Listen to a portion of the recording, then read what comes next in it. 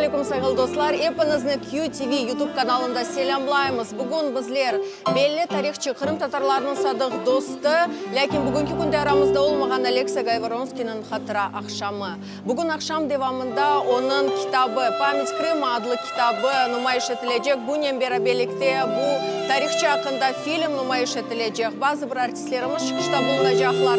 Elbette Alexa'nın şahsen tanıgan insanlar çıkışta bulunacaklar. Geliniz bu akşamını beraberlikte geçireyik. Hepinizini QTV YouTube kanalında selamlayımız. Bizimle kalınız.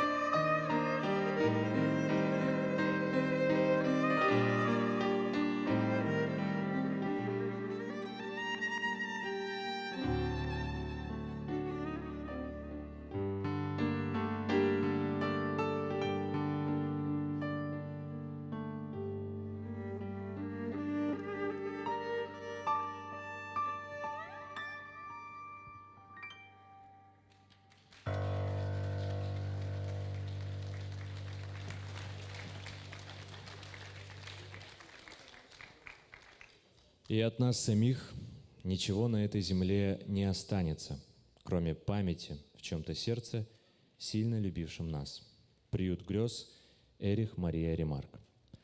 Эту цитату я заметил в одной из записных книжек пана Алекса и почему-то сфотографировал себе на память. И относительно этого человека эта фраза одновременно правдива и нет. Ведь пан Алекса оставил после себя много. Так много, что еще ни одному поколению предстоит черпать из этого источника. Но самое главное, пан Алекса оставил в сердце память, в сердце у каждого, кто сегодня находится в этом зале. И, конечно же, в сердцах тех, кто сегодня смотрит прямую трансляцию с этого вечера на странице Crimean Tatars Club и на YouTube-канале QTV. Алекса Гайворонский ушел от нас 27 сентября 2023 года, не дожив 7 месяцев до своего юбилея, то есть сегодняшнего дня, 30 апреля. Но, несмотря на это, то, что его нет сегодня с нами, мы сегодня отметим его 50-летие в кругу его коллег, друзей, поклонников его таланта, историка, писателя, телеведущего, сценариста. И зная, как пан Алекса любил классическую музыку, мы сегодня открыли наш вечер в исполнении Эмиля Меметова и Рустема Куртмеметова в их исполнении «Адажио Альбинони». Сегодня здесь выступят и другие артисты.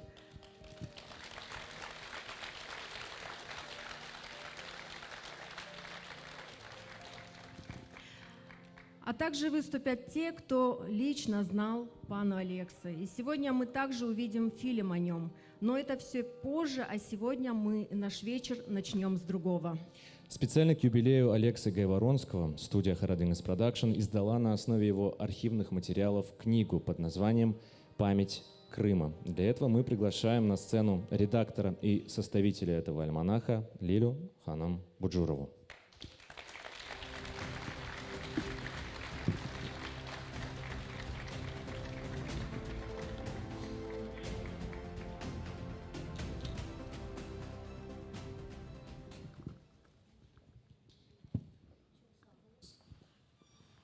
Микрофоном мышления, Лех, саугулас.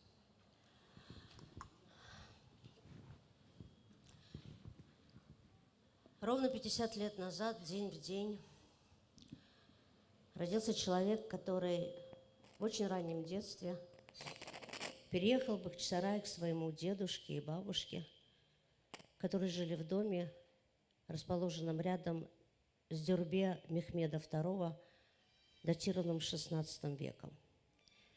И с того времени так прикипел и к этому городу, и ко всему Крыму, что, став взрослым, выбрал профессию историка, чтобы заполнить белые пятна в этой истории, в которых должна была находиться история крымских татар, и чтобы, когда придет время, открыть ее нам.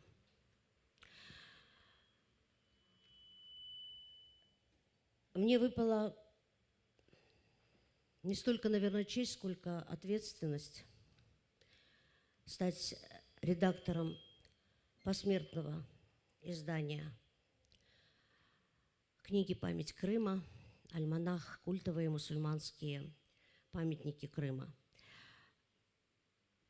И, наверное, это тоже, как, возможно, для многих, это тоже станет вот таким открытием, вернее, уже зарисовкой белых пятен на карте нашей истории.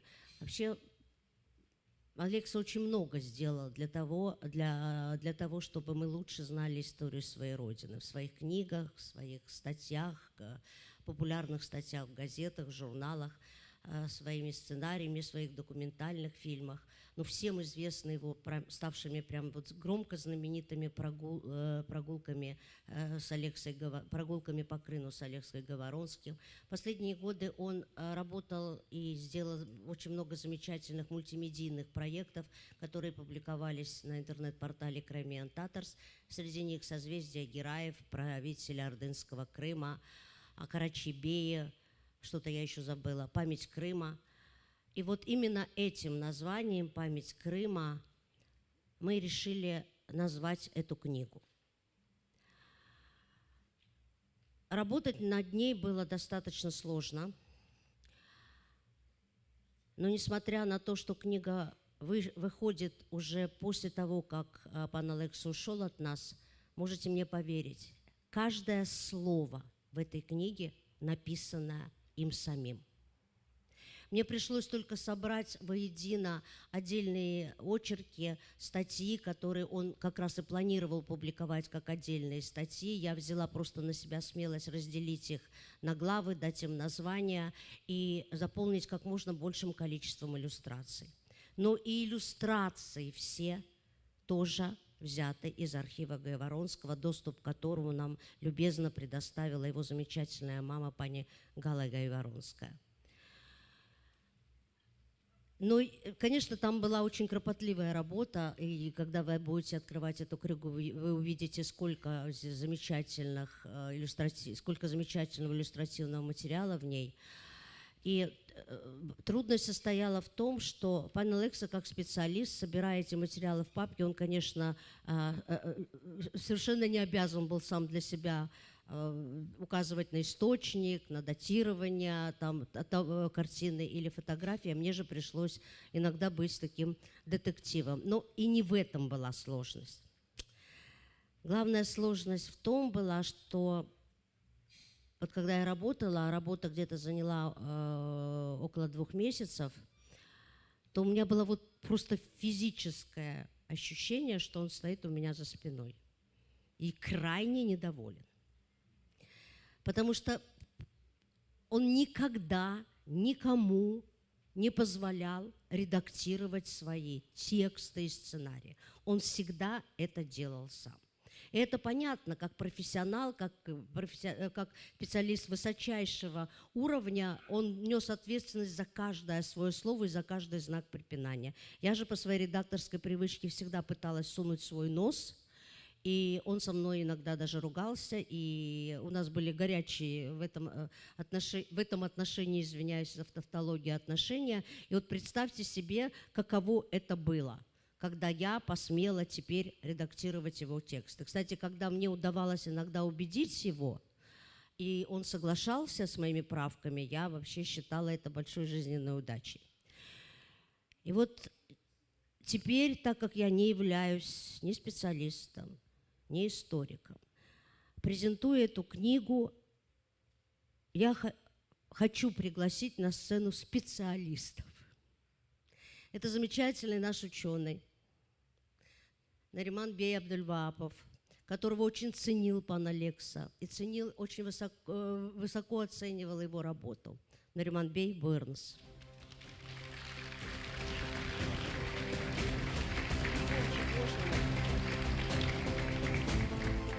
Ильзар Ханом, можно мой телефон?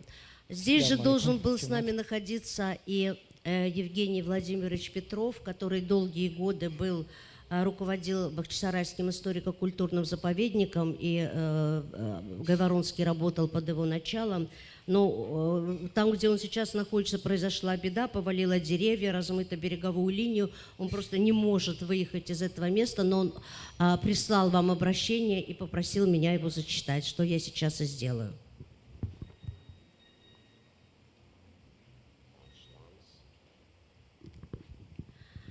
Селям алейкум.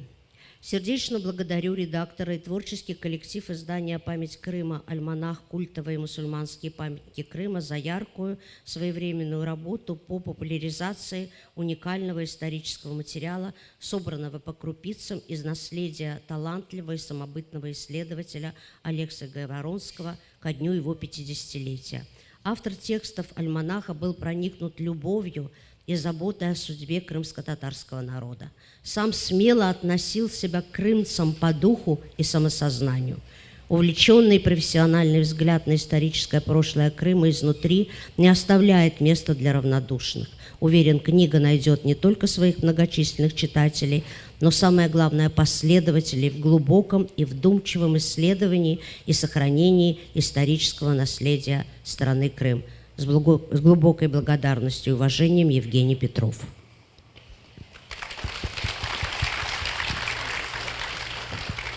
Так что мы с вами наедине остаемся, Нариман Бей.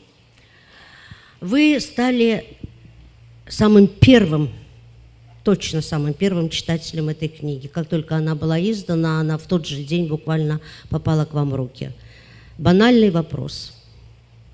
Вот каковы ваши впечатления? Селям алейкум. Хамитли. Тарих северлер. Хрым татар. Тарихы северлері. Алексаның мухлислері.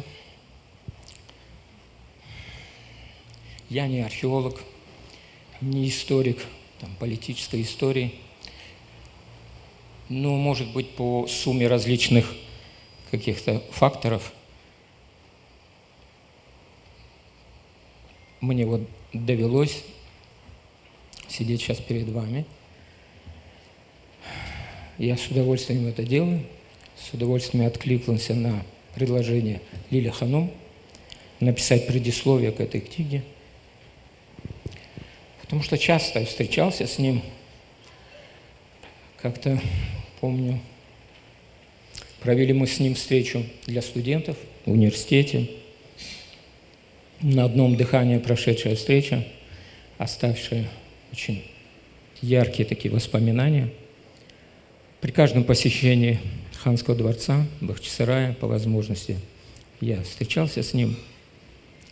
Но и в связи с собой еще очень важное обстоятельство, Лиля Ханум. Вот эти все памятники мне посчастливилось видеть своими глазами. Не знаю, есть ли что-то, что здесь я не видел из этого всего альбома. Я участвовал в 2 экспедициях, и, собственно, участниками этих 2 экспедиций были покойный Ибраим Абдуллаев и директор нашего музея культурно-исторического наследия София Иминова. Ну и вторая была экспедиция, которая организована по инициативе известного турецкого историка кронштадтского происхождения Хакана Харамла. В 2011-2012 году мы в течение полугода объездили практически весь Крым. И вот тогда мы постарались увидеть все, о чем было известно на тот момент. Поэтому я вот еще раз подчеркнул бы, что все эти памятники видел своими глазами.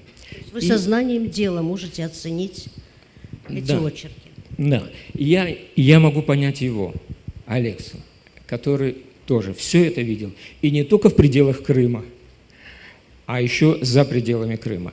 Я не уверен, что кто-то из нас может похвалиться вот таким опытом, тем более, что это не простые посещения были, а это была работа. То есть часами находишься на объекте, снимаешь его с различных ракурсов, готовишься к этому, да, летом или зимой, или осенью, весной. В общем, это опыт непередаваем.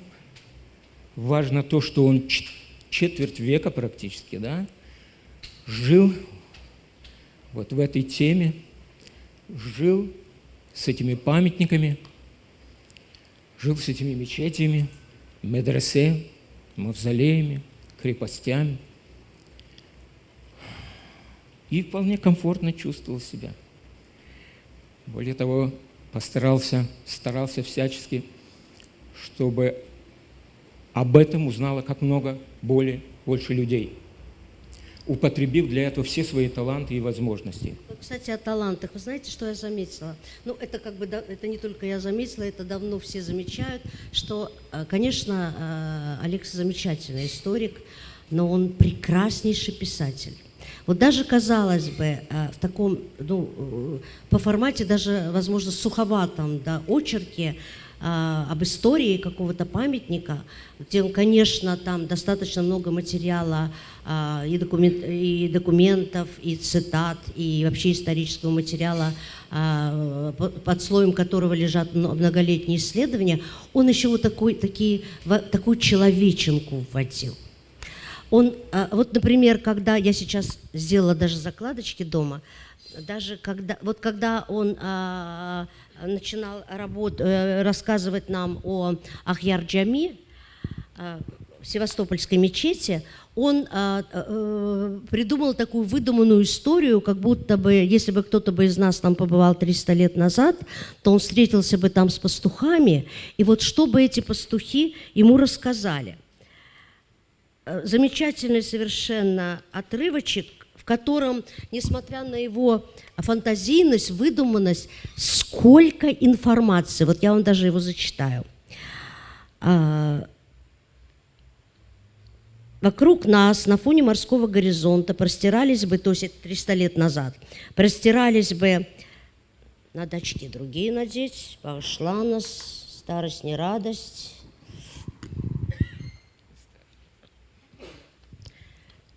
Нет, еще хуже стало.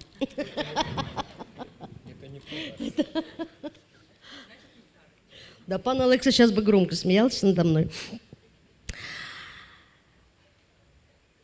Лишь, не буду долго, лишь после нескольких часов прогулки в полном одиночестве мы 300 лет назад наконец смогли бы встретить здесь людей. Это там, где сейчас стоит Севастополь. Это, скорее всего, были бы пастухи, сопровождающие по каменистой степи огромную отару. Они пояснили бы, что в эту местность не заходит никто, кроме них. Осенью пастухи сгоняют сюда овец с яйлы на зимовку, а весной снова уводят на горные пастбища. Пастухи рассказали бы, что эта большая гавань называется Кади-Лимен. Ее северный берег – Беш-Лимен, южный – Ондёрт-Лимен, и перечислили бы длинный список изрезавших берег бухт – Хамамлы, Сулунджа, Улу, Бахчеле, Харталы-Хош и другие. На наш вопрос, где здесь живут люди, хозяева отары указали бы в разные стороны. Там Балаклава, а там Инкерман. На противоположной стороне бухты маленькое село Акьяр, а по ту сторону мыса деревня Учкою. И все. И мы на этом месте. И мы понимаем, что там, где сейчас стоит большой и очень важный город Севастополь, было очень много. Было все. Крымско-татарская.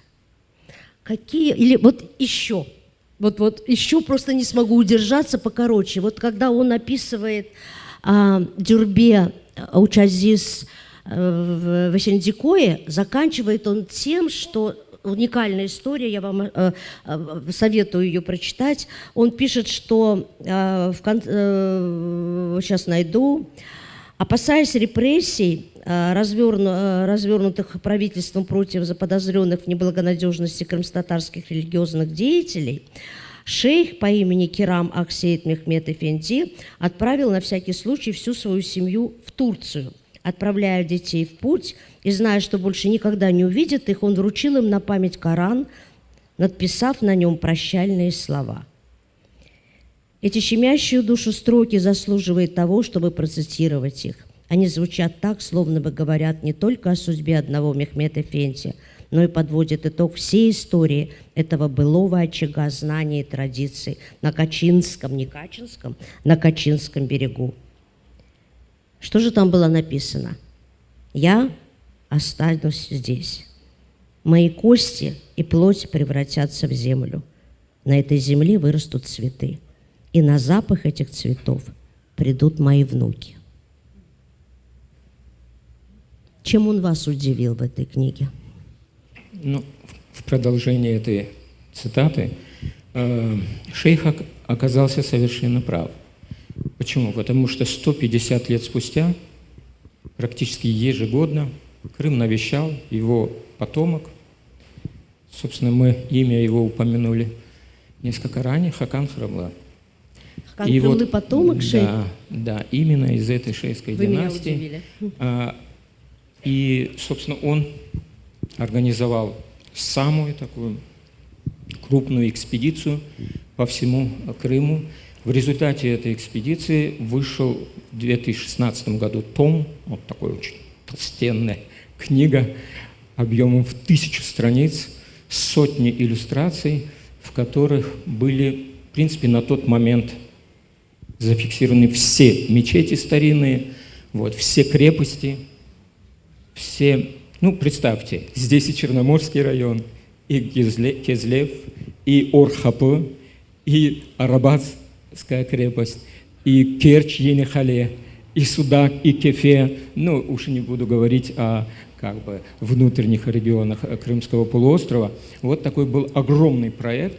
Он был осуществлен по инициативе Хакана Хромла, внука этого шейха Ахсейд Мехмеда.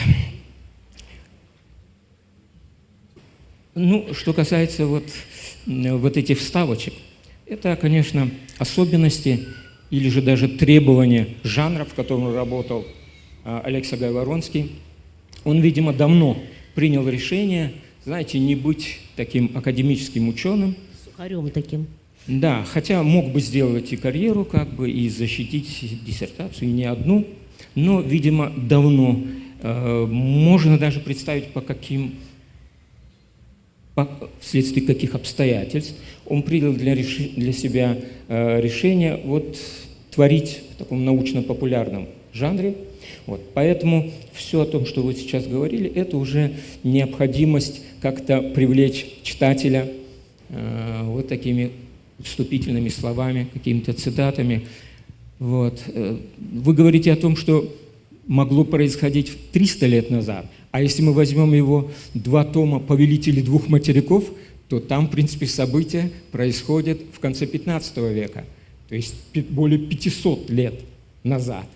И присутствуют цитаты, присутствуют там диалоги, монологи членов ханской семьи и так далее.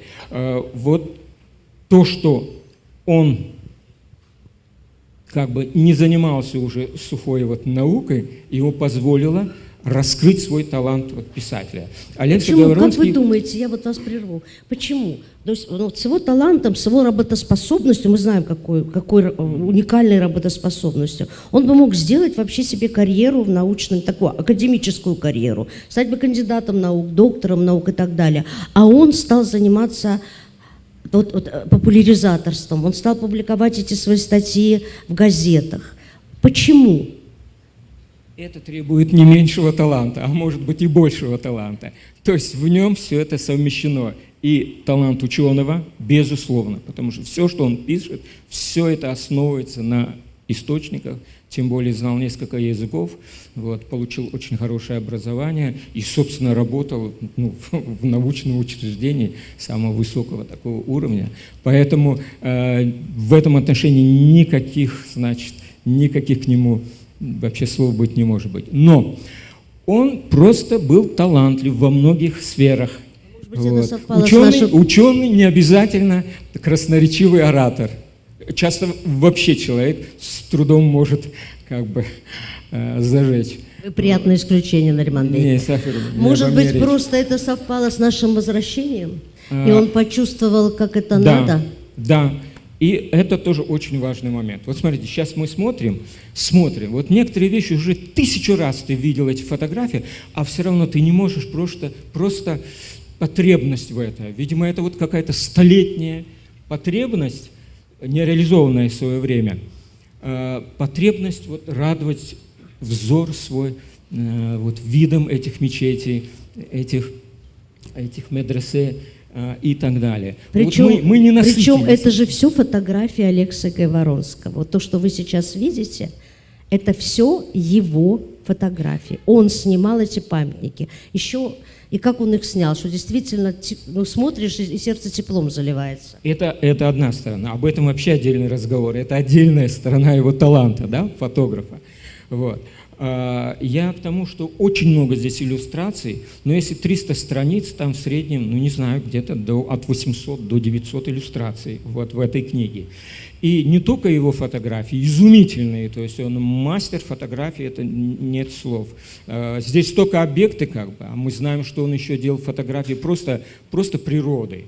Вот, и любил это делать. И целая антология у него фотографий вот с изображением природы в различные времена суток, в различные времена года. Крым в любой ипостаси он любил, как бы, и природу Крыма, и памятники Крыма. Вот. Но здесь, помимо его фотографий, представлены и многочисленные, гравюры, миниатюры даже, потом да, архивные фотографии, схемы, планы, гравюры. И это вот я хотел об этом сказать. То есть мы до сих пор не насытились вот этим, хотя бы в виде, вы знаете, этого иллюстративного ряда. Очень важно, что в книге этой очень много таких иллюстраций, но я вроде бы уже там 30 лет занимаюсь, да, и коллекционирую все эти виды, но для меня очень много сюрпризов там было. Бальзам на мое редакторское сердце. Я не скажу, что я самый большой знаток всего этого дела, но просто по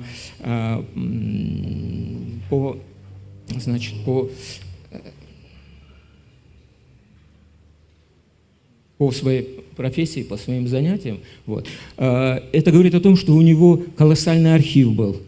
У него были возможности пополнять этот архив. Поэтому он просто решил использовать все. Вот он любит фотографировать, он использовал это. Он любит рассказывать, он использует. Он позже потом в виде, значит, телепрограмм, да, различных, видео каких-то материалов. Он любит это делать, он это начал делать. Вот. То есть у него все это, как бы так, синтез такой получился. И в результате, конечно, мало кто смог бы справиться с этой задачей столь успешно, как Алекса Гайворонский. Я даже не могу привести подобные примеры. Я вас верну все-таки к этому, я повторю свой вопрос. Почему он от академической деятельности, а он занимался академической деятельностью, и то, что он написал первым, по сути дела, да, если, по крайней мере, до этого никто нигде этого не видел, сделал такую опись, если можно выразить такое слово, памятников на Ханском кладбище. Да. То есть он занимался академической деятельностью, а потом буквально погрузился с огромным удовольствием, да, используя все таланты, данные ему Всевышним, он начал нам рассказывать о нашем доме. Собственно, смотрите, когда человек делает какое-то, принимает решение, да, о своей жизни, он просто собирает все, что у него есть в наличии, и как это можно оптимально использовать. Я думаю, он все эти же таланты, он знал о них задолго до этого, и он просто это решил использовать, все свои возможности, все свои таланты. То есть не оставаться в таких узких рамках чего-то, потому что наука такая академическая, она очень требует, это отдельная стезя, и там уже не до беллетристики. Поэтому, с другой стороны, у него тоже как бы не беллетристика, но сложнее даже, бы я сказал. Его труд был намного сложнее, и он требовал многочисленных талантов, и он их использовал. Теперь, еще один момент. Я думаю, не знаю, боюсь ошибиться, мама его знает об этом лучше, может быть, какое-то влияние его здоровья на это решение оказало. Почему? Потому что когда ты хочешь, у тебя столько-то лет, да, и ты должен выразиться полностью, успеть это сделать. И ты, значит, напрягаешься, ты используешь, опять же, все свои возможности. Может, еще потому его очень сильно стимулировало, я так думаю, то, что он так сразу нашел благодарную аудиторию. Ну да, с аудиторией как раз проблем не было. Почему? Потому что мы нуждались в этом. Мы 50 лет были вне этого пространства, только иногда некоторые из нас навещали Крым там летом, поэтому я об этом тоже говорил, что у нас потребность лицезреть все это, хотя бы в иллюстрациях, хотя бы в этих фотографиях. Я недавно сделал такой эксперимент, собрал все книги, которые изданы были в Узбекистане. Выяснилось всего лишь 300 книг на крымстарском языке, и все. И все это, 99%, это, значит, проза, поэзия. Хлопковые поля и ударников коммунистического труда. Производственная тематика, там интернациональная тематика и прочее. Там Крым практически отсутствует, понимаете? И это все это отсутствует, все эти памятники, все это отсутствует. И мы жили десятилетиями вне этого. Поэтому потребность в этом была огромная. Тем более, что уже вот 30-35 лет назад стали, ну, все новые и новые, как бы, объекты открываться, значит, в результате археологических раскопок, в результате экспедиций, все новые и новые объекты. И все это нужно было как-то очень быстро реагировать на все это. А потребность в этом была, и сейчас даже вот смотришь, и вроде бы там неоднократно все это видел, но все равно. Это же еще, к тому же, малая часть того, что было. Я вот в связи с Алексой и в связи с выходом этой книги думаю, что на перспективу нужно будет запланировать. Было бы здорово сделать каталог, значит, сохранившегося и утраченного наследия. То есть мы знаем десятки, если не сотни очень интересных объектов историко-культурного наследия, которые просто утрачено. Между прочим, вот среди... В книге есть и такие объекты, которые утрачены. Есть и такие, да. Поэтому было бы интересно все это по крупицам собрать в виде каталога такого и издать. Вы как будто знали, о чем я хочу с вас спросить, подняли эту тему. У Алекса в некоторых, во многих частях этой книги, во многих очерках, он заканчивает тем, что, к сожалению, сведений мало, и что это нуждается в дальнейшем исследовании и в дальнейших археологических раскопках. Это и Куршун-Джами, так называемая мечеть Бейбарса в Старом Крыму. Это и мечеть Кутлук-Тимура в Шейхое, и мечеть в Эскисарае, вот Пионерская сейчас, где находится. Ну, Это и все. Трудно назвать какой-то памятник, который мы были бы, ну, я не знаю. Музг, Джами, можно еще называть. Они остались там какие-то... Мы Ханский дворец плохо знаем. Да. Ханский дворец плохо знаем. Мы ничего не знаем о Кибир-Джами там и десятках других, значит, памятников, которые сохранились вот до наших дней. Мало. Конечно, если это дело не исследовать, смотрите, что у нас произошло. У нас же произошло, ну, 19 век как-то не особенно это привлекало внимание. Теперь, 920-е годы, вот тогда был такой, знаете, подъем в этом отношении. Осман Акчохраклы, Якуб Кемаль, Усейн Баданинский, другие представители нашего вот этого, значит, отряда исследователей, археологов, историков. Ну, естественно, и, собственно, известные в советское время уже столичные авторитеты, Башкиров и другие. Но это буквально там десятилетия все это. После этого опять заброшены эти исследования, и только, собственно, в полной мере вот они возродились в последние вот 3 десятилетия.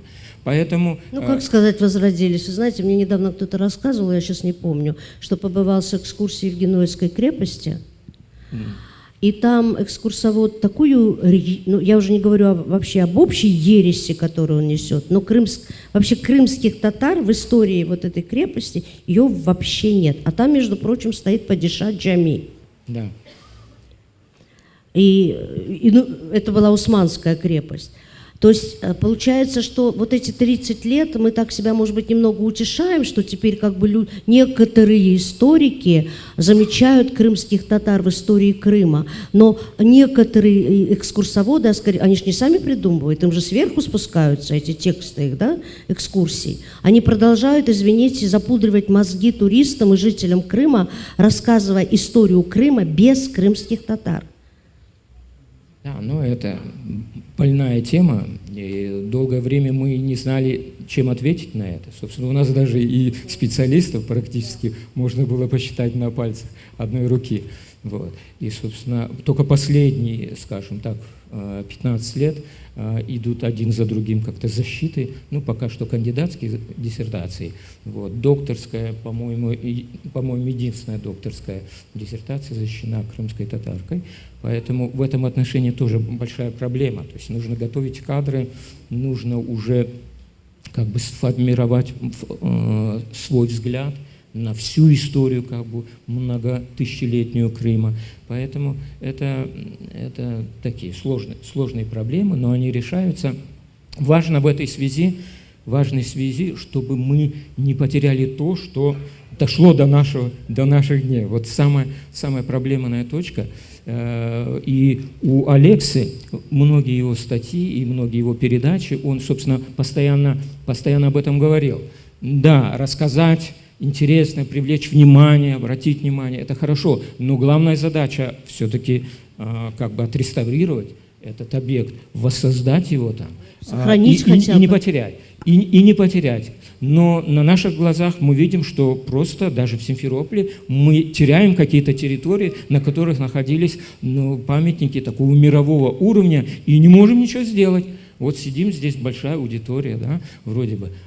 Ну и все, Калга-Султан, ничего не смогли сделать.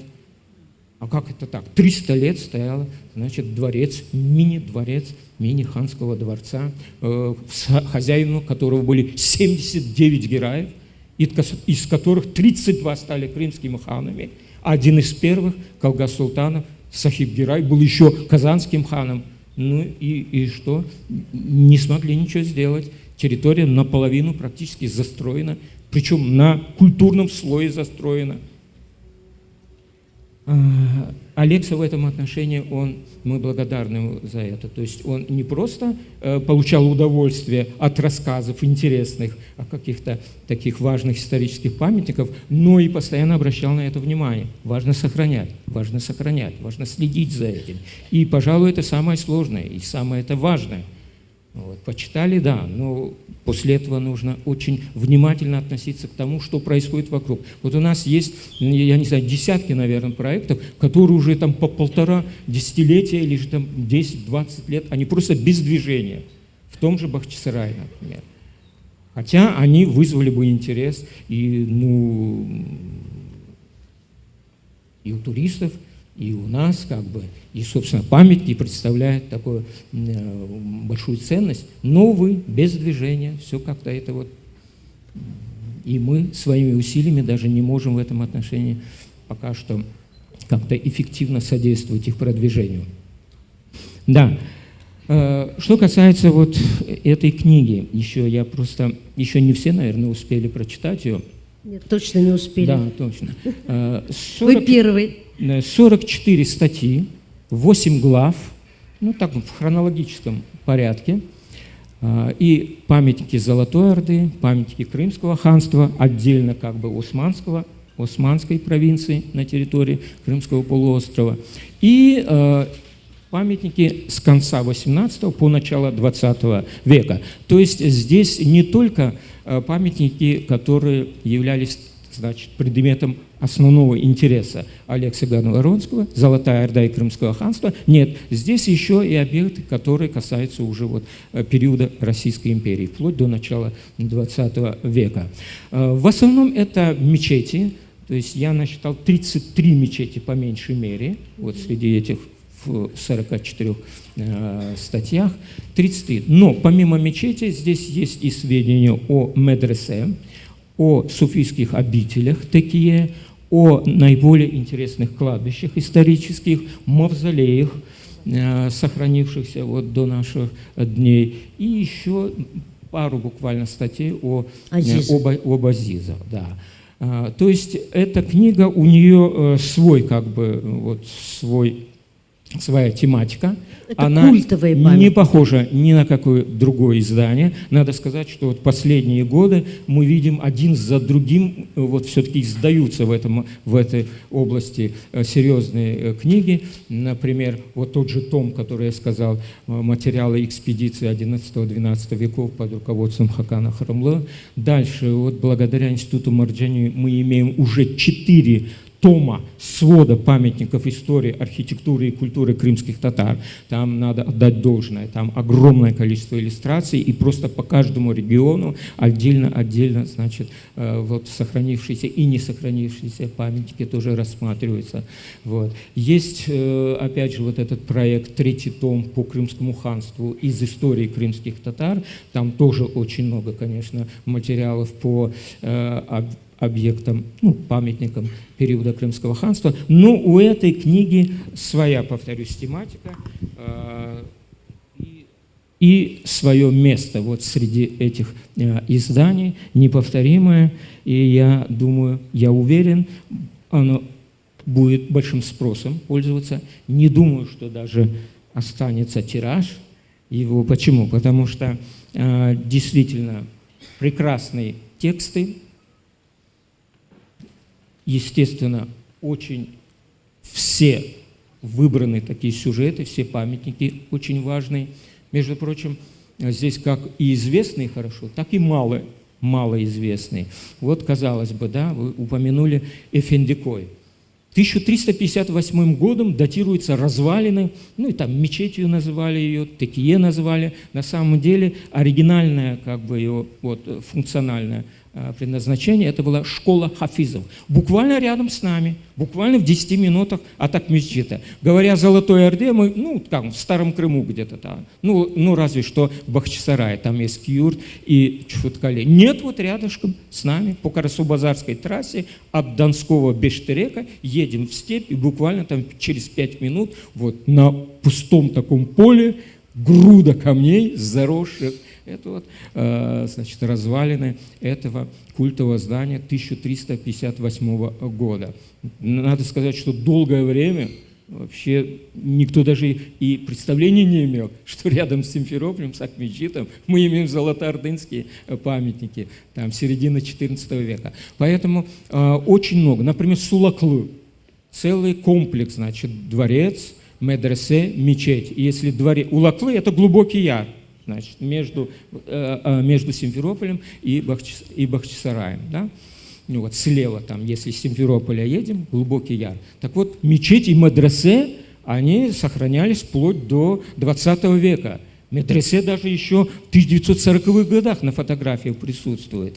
Сейчас даже не можем определить место, вот, где все это находилось. Я уже не говорю о дворце, одном из, кстати, дворцов, принадлежавших Гераям. Вот таких объектов тоже здесь целый ряд. За это мы тоже благодарны Алексею Гайворонскому, что он не ограничился известными памятниками, а и, может быть, в первую очередь обращал внимание вот на малоизвестные. Çok sağ olun Нарбан Бей. Я с вами могу вечно говорить, но у нас еще есть другая программа. А может быть, вы что-то хотели сказать, а я у вас не спросила?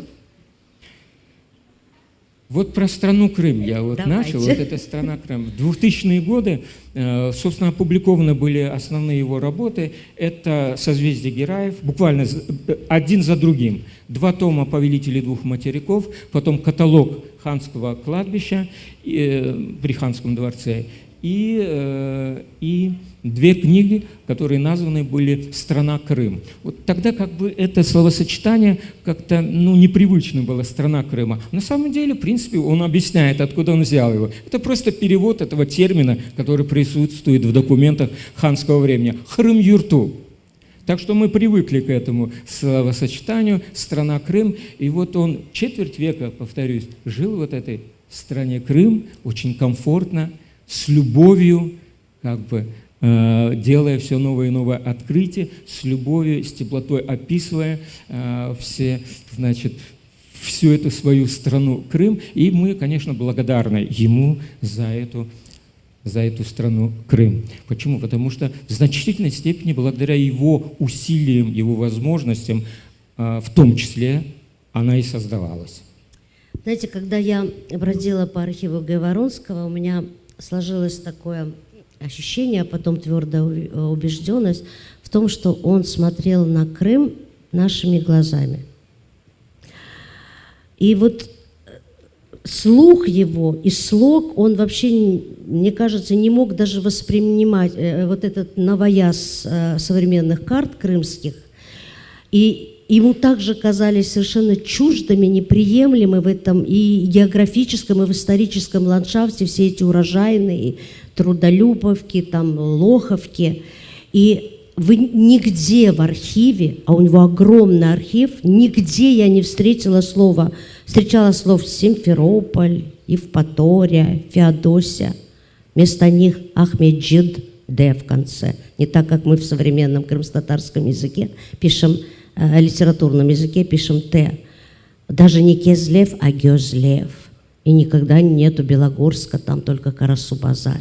Вот его, как и нас, ласкала музыка вот этих названий.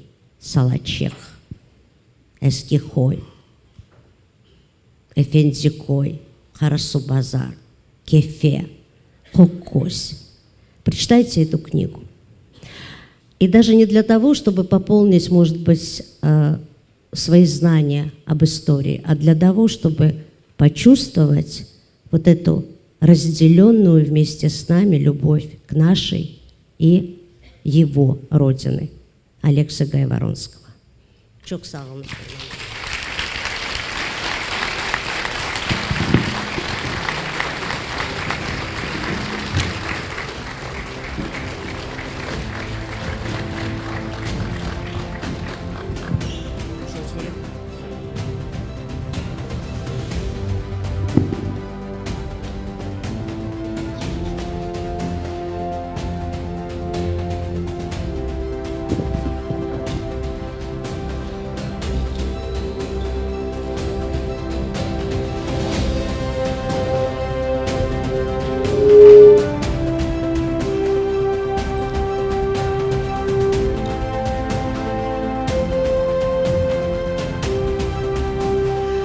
Çok sağ olunuz Нариман Hoca, çok sağ olunuz Лилия ханым мерахлы икеи үшін. Біз Эмин-Моске «Память Крыма» адлы kitap, tarih kitaplar arasında layık yerini alır. Ve elbette ki çok insanlar arasında merak doğar. Бахчисарай – особое место для пана Алексы, его место силы, источник вдохновения. И с самого детства улочки этого старинного города побудили его на неиссякаемое изучение его и весь мир, чтобы описать историю этого места. В Бахчисарае наверняка нет крымского татарина, который бы не знал об Алексе Гайворонском. И, конечно же, среди них тот, у кого любовь к этому городу, но выраженная в другой форме, в музыкальной, тоже стала знаменитой. На сцене для вас поет Эдип Бахчисарайлы. Аллаху Акбар, Аллаху Акбар. Allahu Ekber,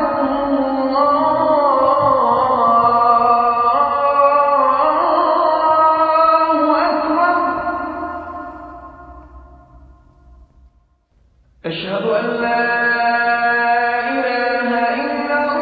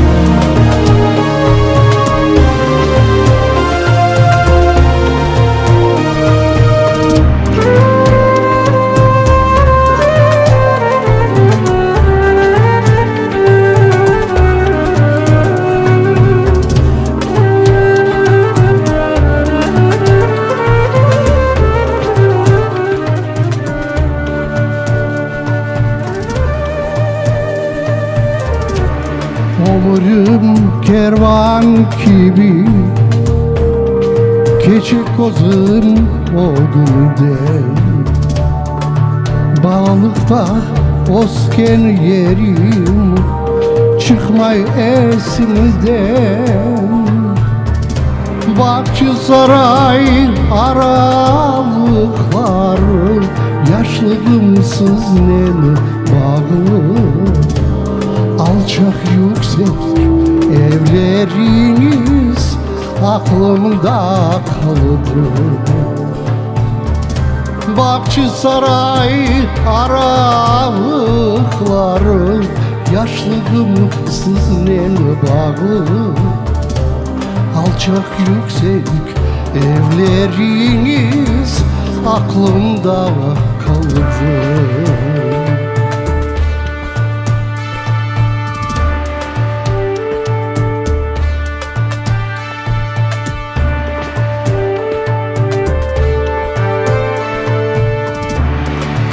Çeşme Savuskan Şabalta Aşık Bazar O mahalleler, o sokaklar Aklımda durar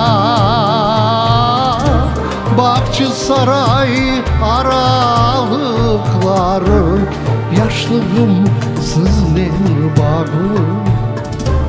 Alçak yüksek evleriniz aklımda kaldı.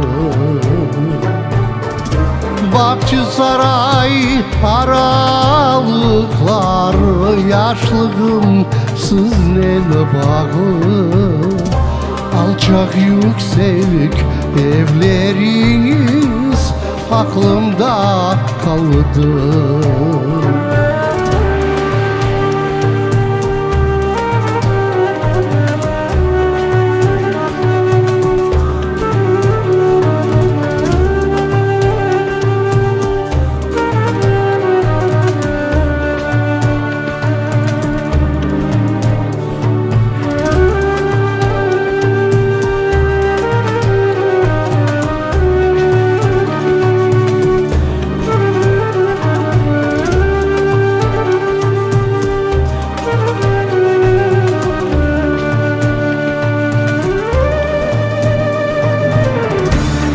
Ve kasevetlerini sizler ile men boldum.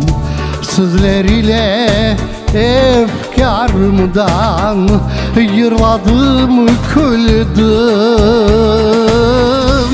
Bahçesaray aralıkları, yaşlığım sizle bağlı.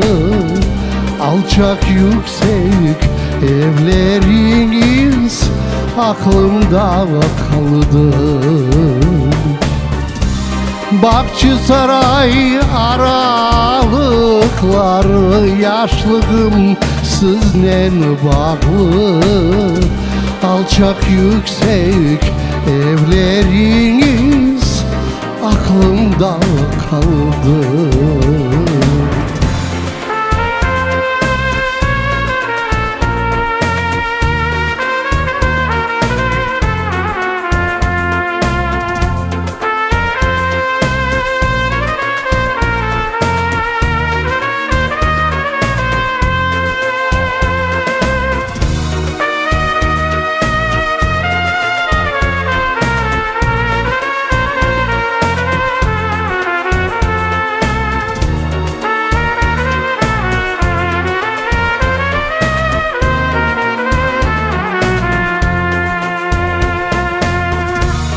Bahçesaray aralıkları, yaşlığım sizle bağlı. Alçak yüksek evleriniz aklımda kaldı.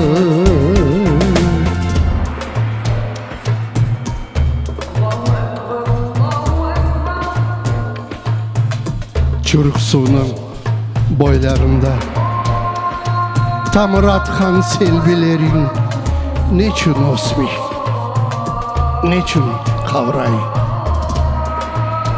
32 ay yıldızın kayda batkan, söyle bana Bahçesaray, Bahçesaray.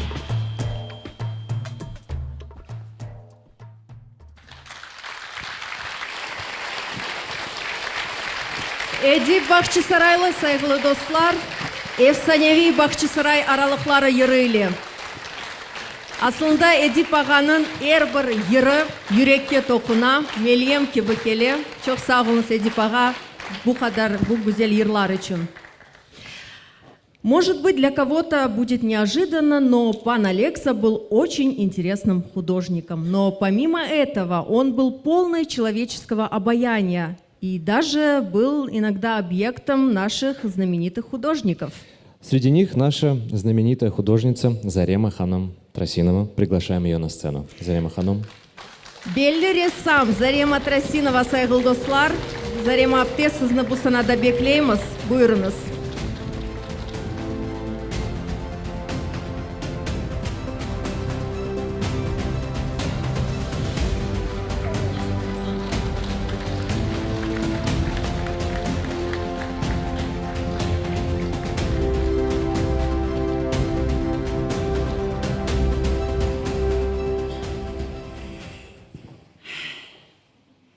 знаете, сегодняшний день так переполнил мне вот все, что сейчас здесь происходит, так переполнено мою душу, словно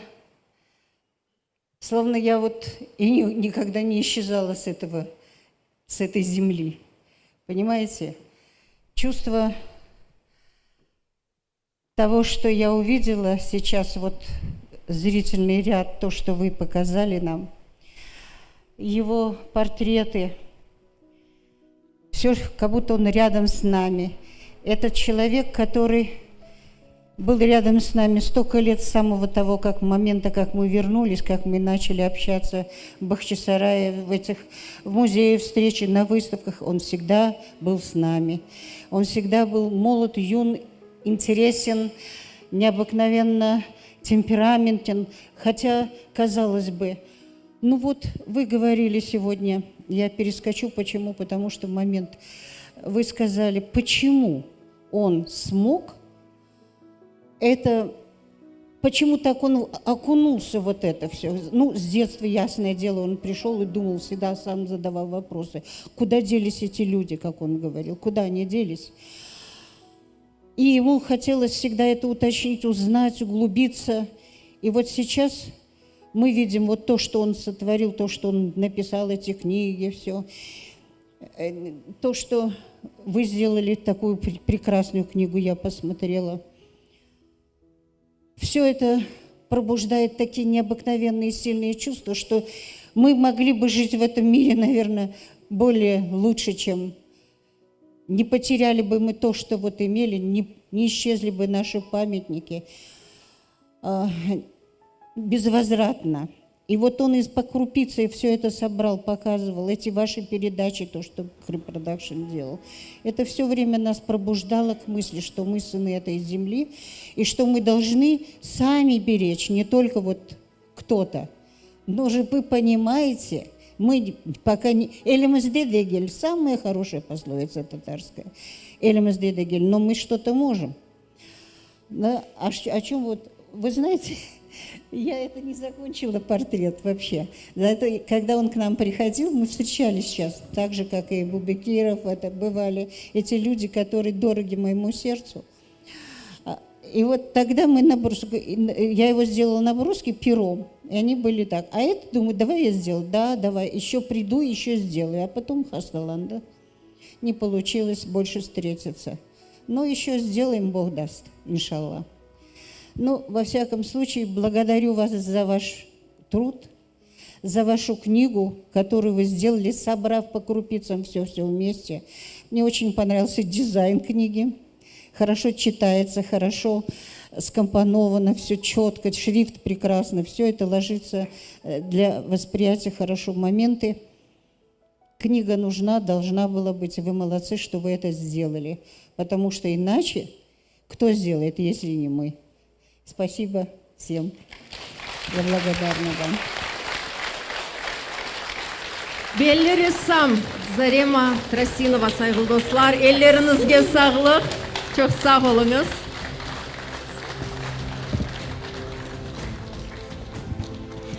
İşte mına bu Зарема Аптенің işi. Çok sağ olun Зарема Апте, yapқан işleriniz için.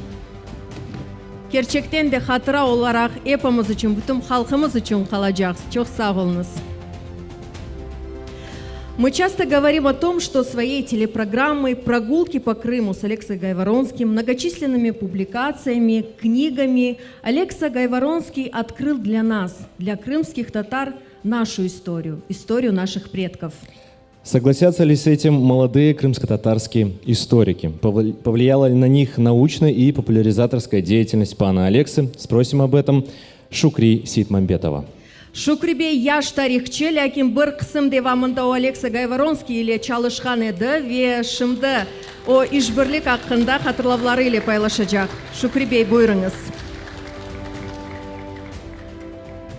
Ассаляму алейкум. Давет еткеніңіз үшін сау болыңыз. Если можно на русском языке.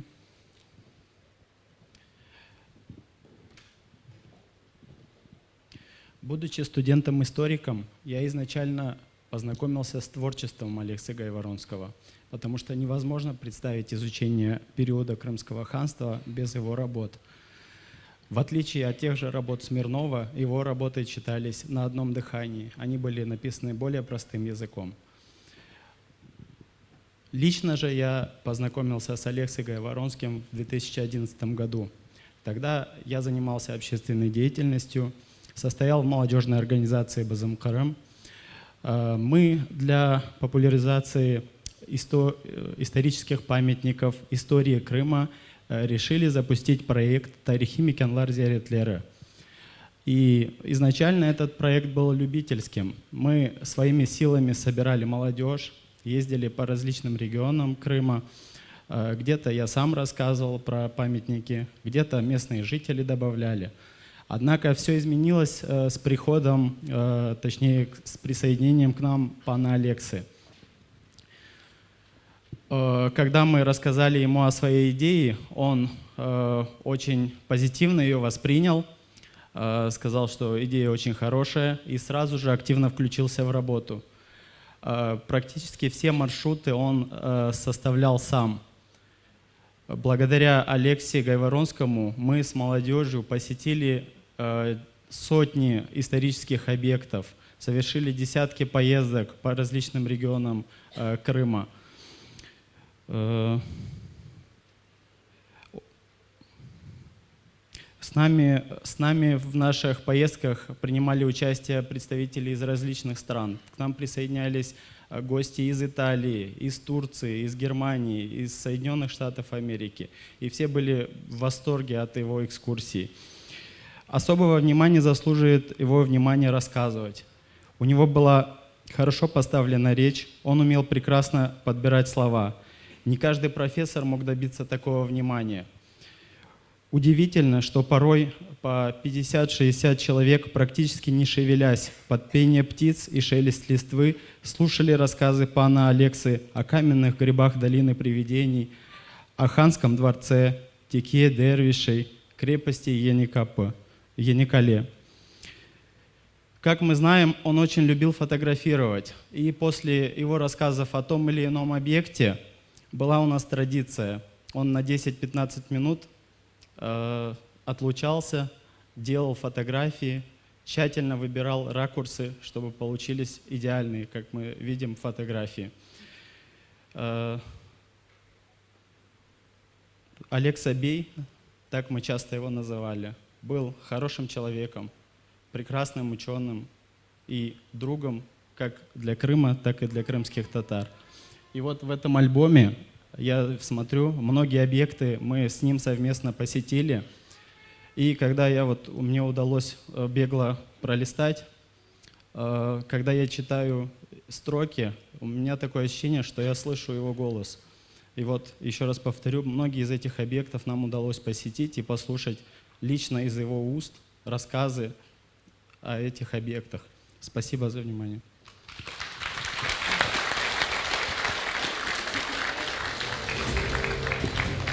Шукрибей хатırlавларыңыз үчүн чоң сак болуңуз.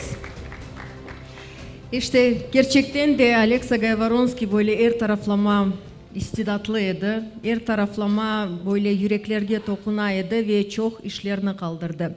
Помимо всех талантов, которыми был наделен пан Алекса и которые еще наверняка остались нераскрытыми, он был человеком исключительных личных качеств. Одной из исключительной чертой пана Алексы была честность. Об этом говорила его мать, пани Гала. И сейчас прозвучит любимая песня пана Алексы в исполнении Рианы Тарковой «Анасти. Честность».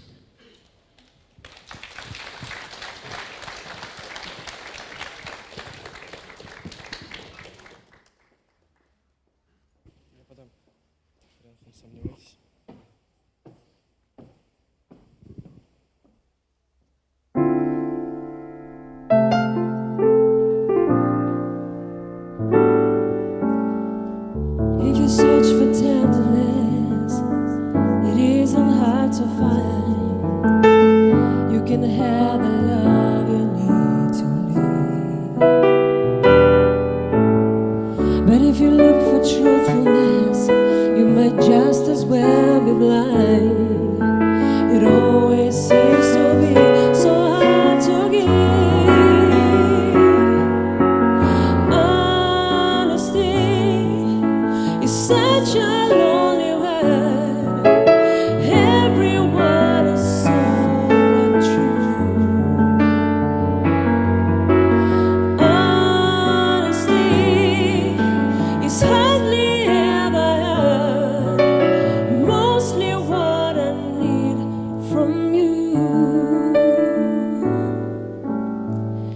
I can always find someone to say the sympathize. If I wear my heart out on my sleeve, but I don't want some pretty face to tell me pretty lies. All I want is someone to believe. Honesty is such a lonely word. Everyone is so untrue. Honesty is hardly ever heard. Mostly what I need from you.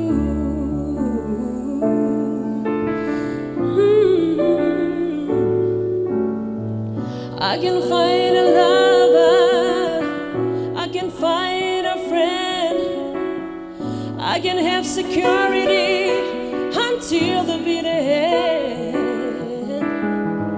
Anyone can comfort me with promises again. I know, I know.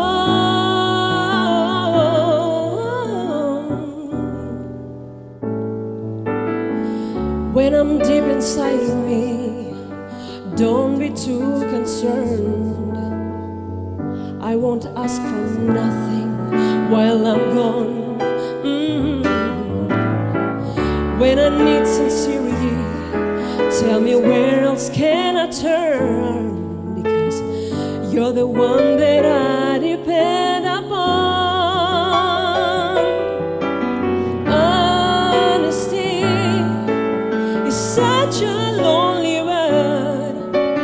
Everyone is so untrue. I don't know why, but honesty is hardly ever heard. Mostly what I need from you. From you.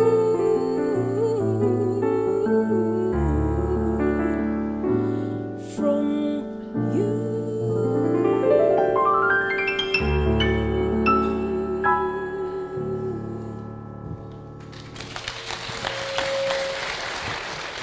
Риана Таркова.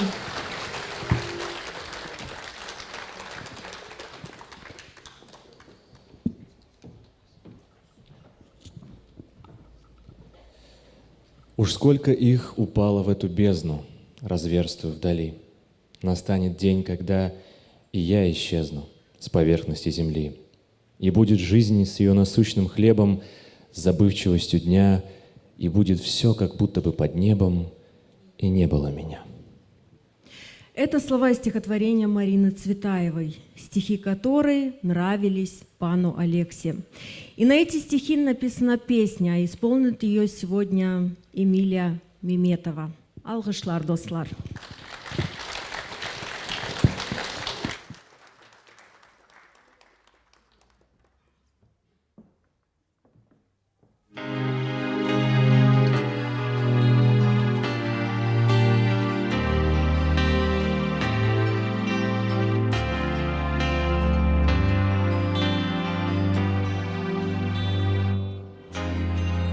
И упала в эту бездну, разверстую вдали. Настанет день, когда и я исчезну с поверхности земли. Застынет все, что пело и боролось, сияло и рвалось. И не зелень глаз моих, и нежный голос, и золото волос.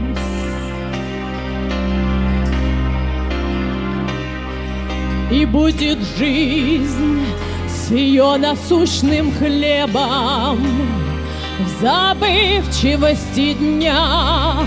И будет все, как будто бы под небом, и не было меня. в изменчивой, как дети в каждой мине, и так недолго злой, любивший час, когда дрова в камине становятся золой, виолончель и кавалькады в чаще, и колокол в селе меня такой живой и настоящий на ласковой земле к вам всем, что мне ни в чем не знавшей меры, чужие и свои. Я обращаюсь с требованием веры и с просьбой о любви.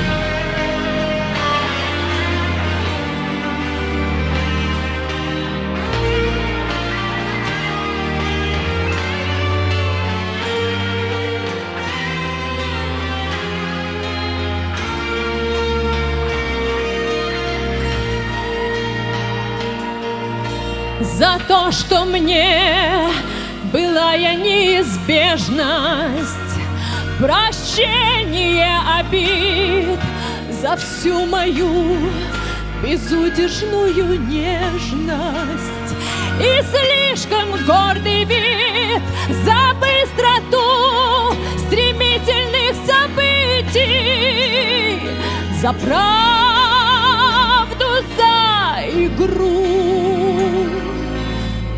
Послушайте, еще меня любите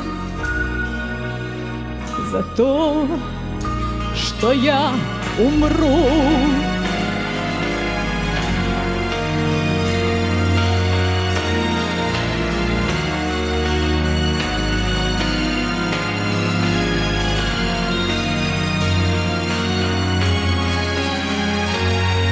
К вам всем, что мне ни в чем не знавшей меры, чужие и свои. Я обращаюсь с требованием веры и с просьбой о любви.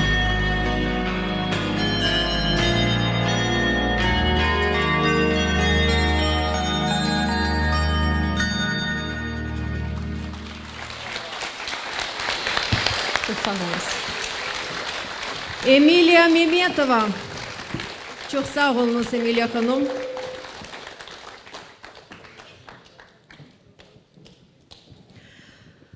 Не правда ли, что эта песня звучит сегодня с особым символизмом и печалью? Хотя слова «как будто бы под небом и не было меня» точно не про Гайворонского. Его физически нет с нами уже более полугода, но его наследие и его душа всегда рядом с нами. Каждый раз, когда от нас уходит великий человек, мы не сразу можем осознать масштаб и потери, и масштаб всего того, чего он еще мог бы нам подарить. Это сегодня и произошло. Али, мы презентовали его новую книгу, изданную студией Харадынгас Продакшн, и мы приглашаем на сцену ее генерального директора Эльзару ханым Ислямову.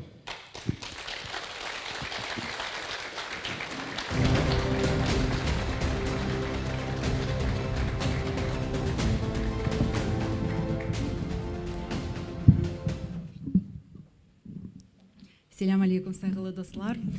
Келгеніңіз үшін çok sağ olunuz.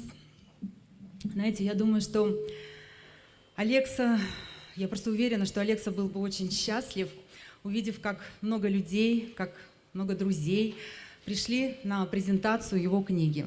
Как когда-то столько же, даже еще больше людей пришли на презентацию его книг «Повелители двух материков», «Страна Крым», потом на снятые по его сценариям масштабные презентации фильмов «ХДРДД», «Переводчик».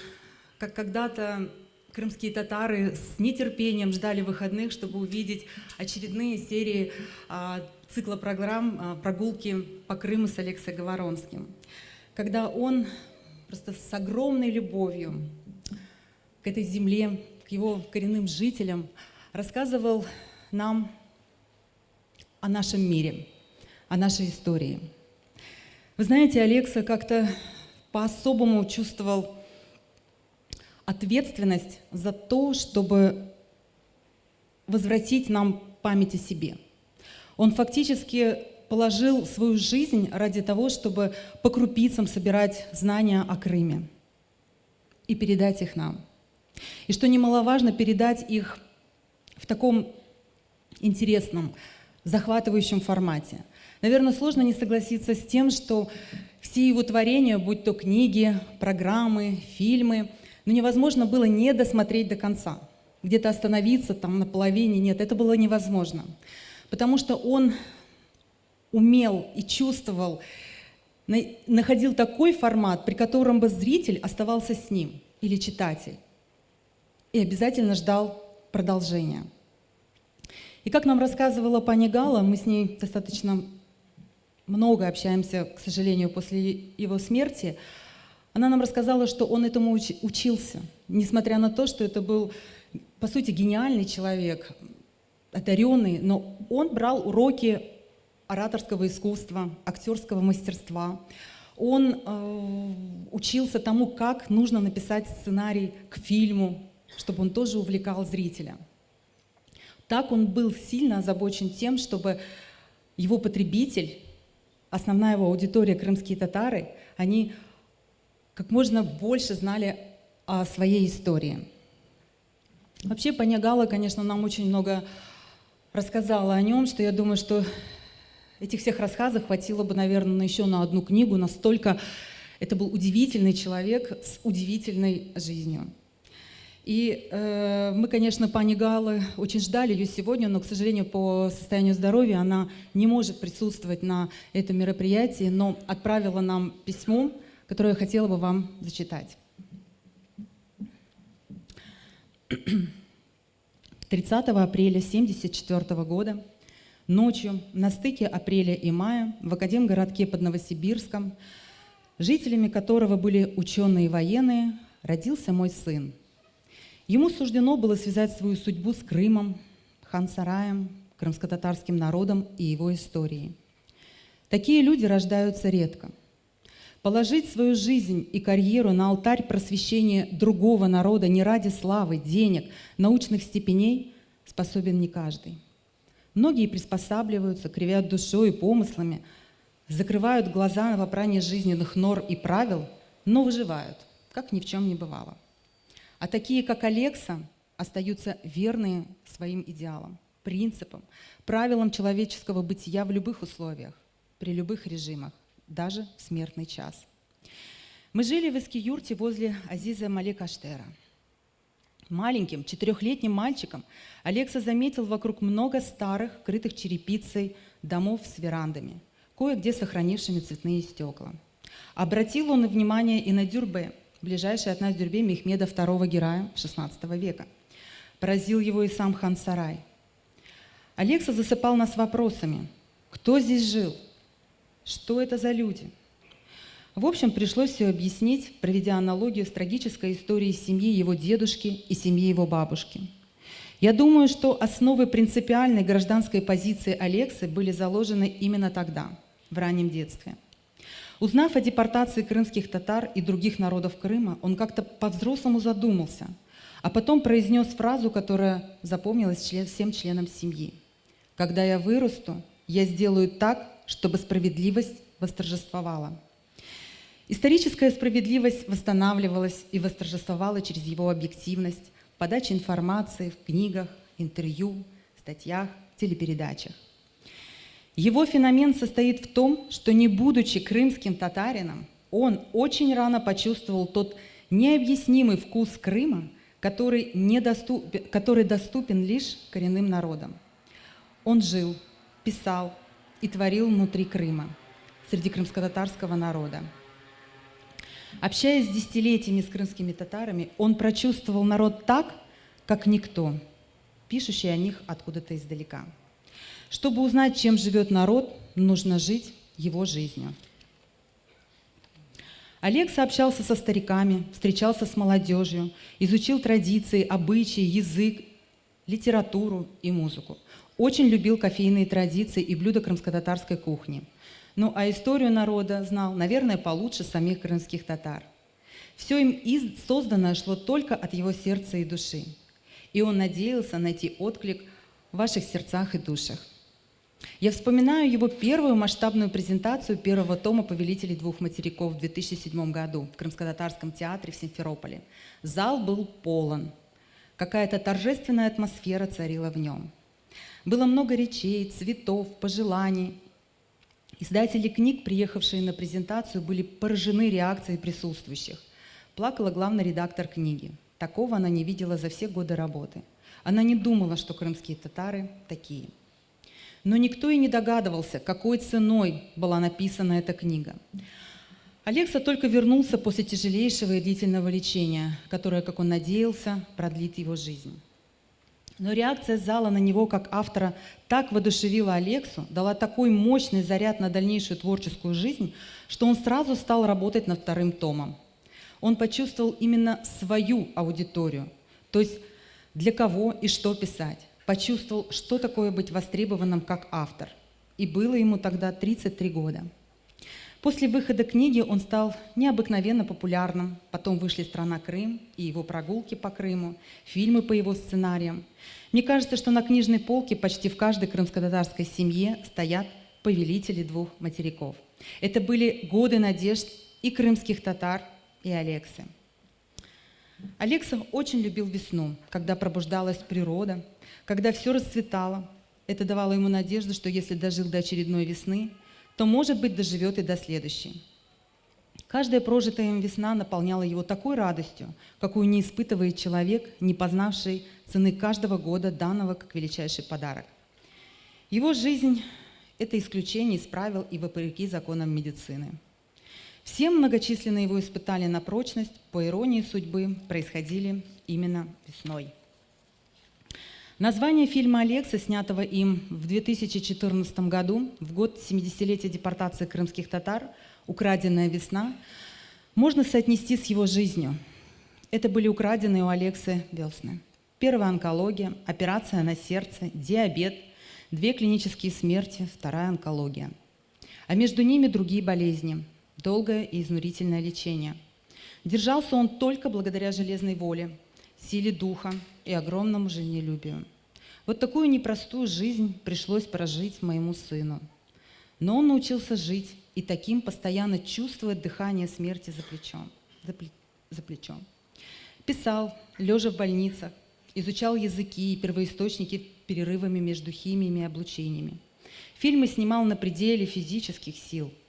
Но кто сейчас скажет, что в кадрах прогулок по Крыму смертельно больной и уставший от всех испытаний человек?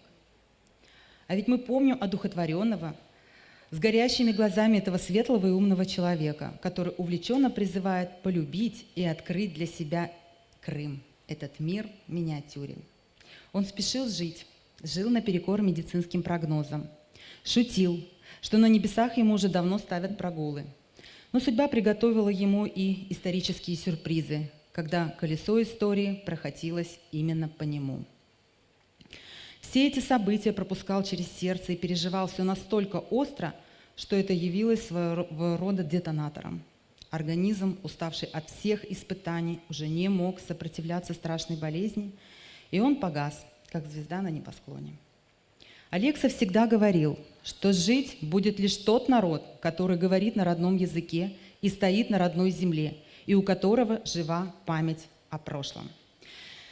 «Память Крыма» — это и книга, которая сегодня обретет своих читателей, и цикл роликов Алекса об исторических памятниках Крыма. И мне кажется, что и сам Алекса перешел в эту категорию, как истинная память Крыма. Он будет жить, пока будет жить память о нем в наших сердцах. Вечна ему наша память и наша любовь. Аминь. Спасибо вам, пани Гала. за сына, за все.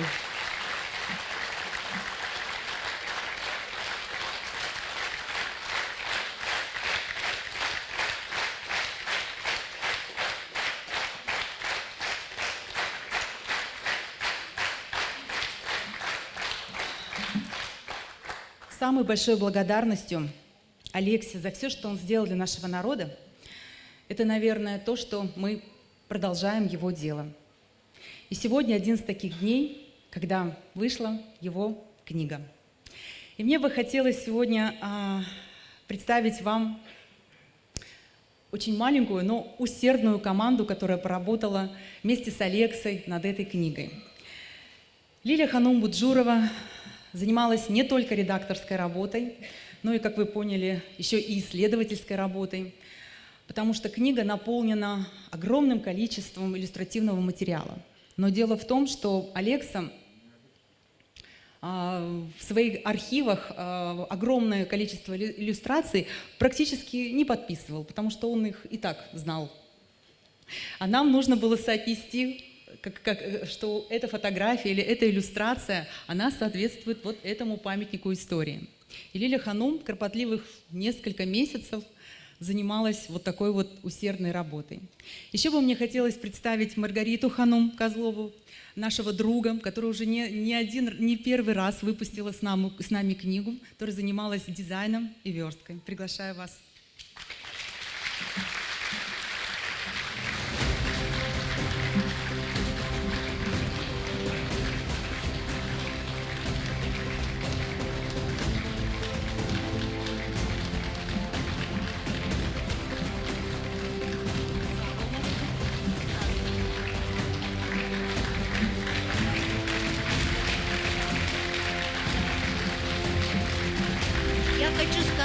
Я хочу сказать, что Маргарита Ханум, ее можно спокойно назвать соредактором.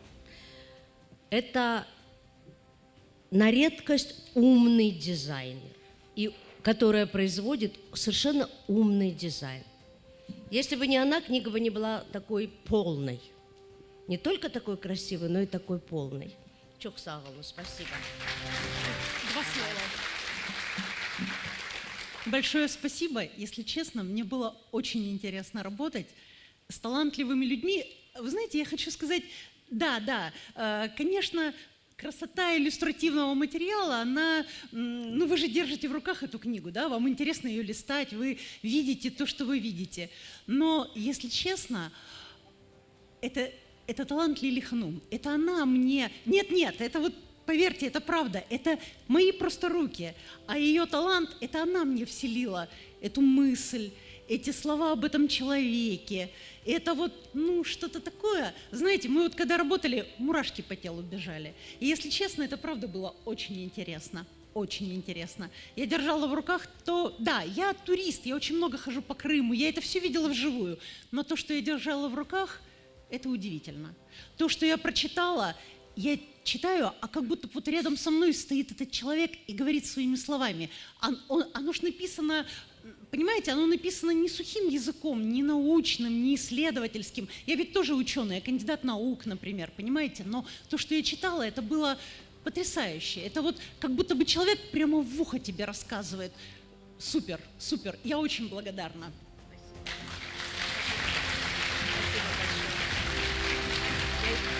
Я еще на секунду оставлюсь.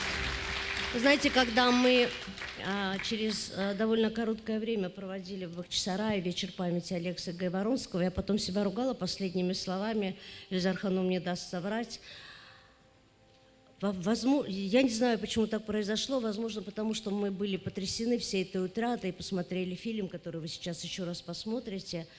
И мы не сказали о людях, которые были рядом с Алексой в последние дни его жизни, как они ему помогали. Прежде всего, я хотела бы сказать спасибо, и мы передадим нашу книгу в подарок этим людям. Конечно, врачам. Это Мустафа Бею Салиеву, это Бекиру Сеферову, это Эльвире Кокура, это Реза Агабекиров, которого я видела сегодня в зале, бахчисарайский врач замечательный, который был уже с ним в последние дни. Были и другие люди, которые были рядом. Это была Ребия Ханымбокова, которая бегала к нему в больницу. Был Ага Мустафаев, который нам помогал очень в самые последние дни. Был еще Нариман Ага Ибрагимов. Наш водитель, который возил Алексу на химию, ждал его часами в Севастополе, возвращался обратно. Потом возил по врачам, потом покупал лекарства, который был всегда рядом. А в последние его дни, когда он уже совсем исхудал и совсем ослабел, Нариман Ага буквально носил его на руках. И если вы видели сюжет, где красивый седой мужчина рассыпает пепел Алекса над Черным морем, это именно он, наш любимый Нариман Ага. Потому что Алекса так завещал, сказав о мне как отец: пусть мой пепел над одним Черным морем развеет и он. Чок сағылныз всем этим людям, которые помогали, которые рядом были с Алексой и которые сделали, может быть, чуть легче его боль. Чок сағылныз.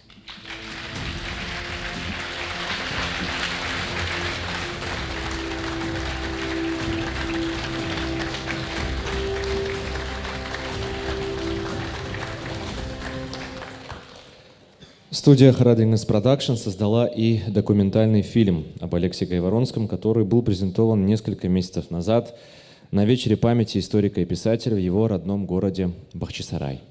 И этот фильм раскрыл многие грани личности Алексы Гайворонского. И сегодня, в день его юбилея, давайте еще раз посмотрим этот фильм. Вашему вниманию фильм «Хроника Соколиного полета».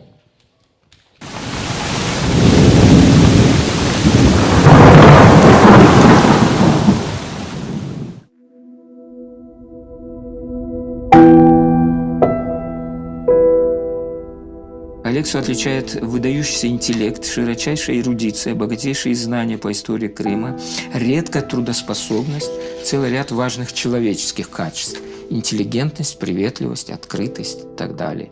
Ну и одно из наиболее важных – это его безграничная любовь к Крыму.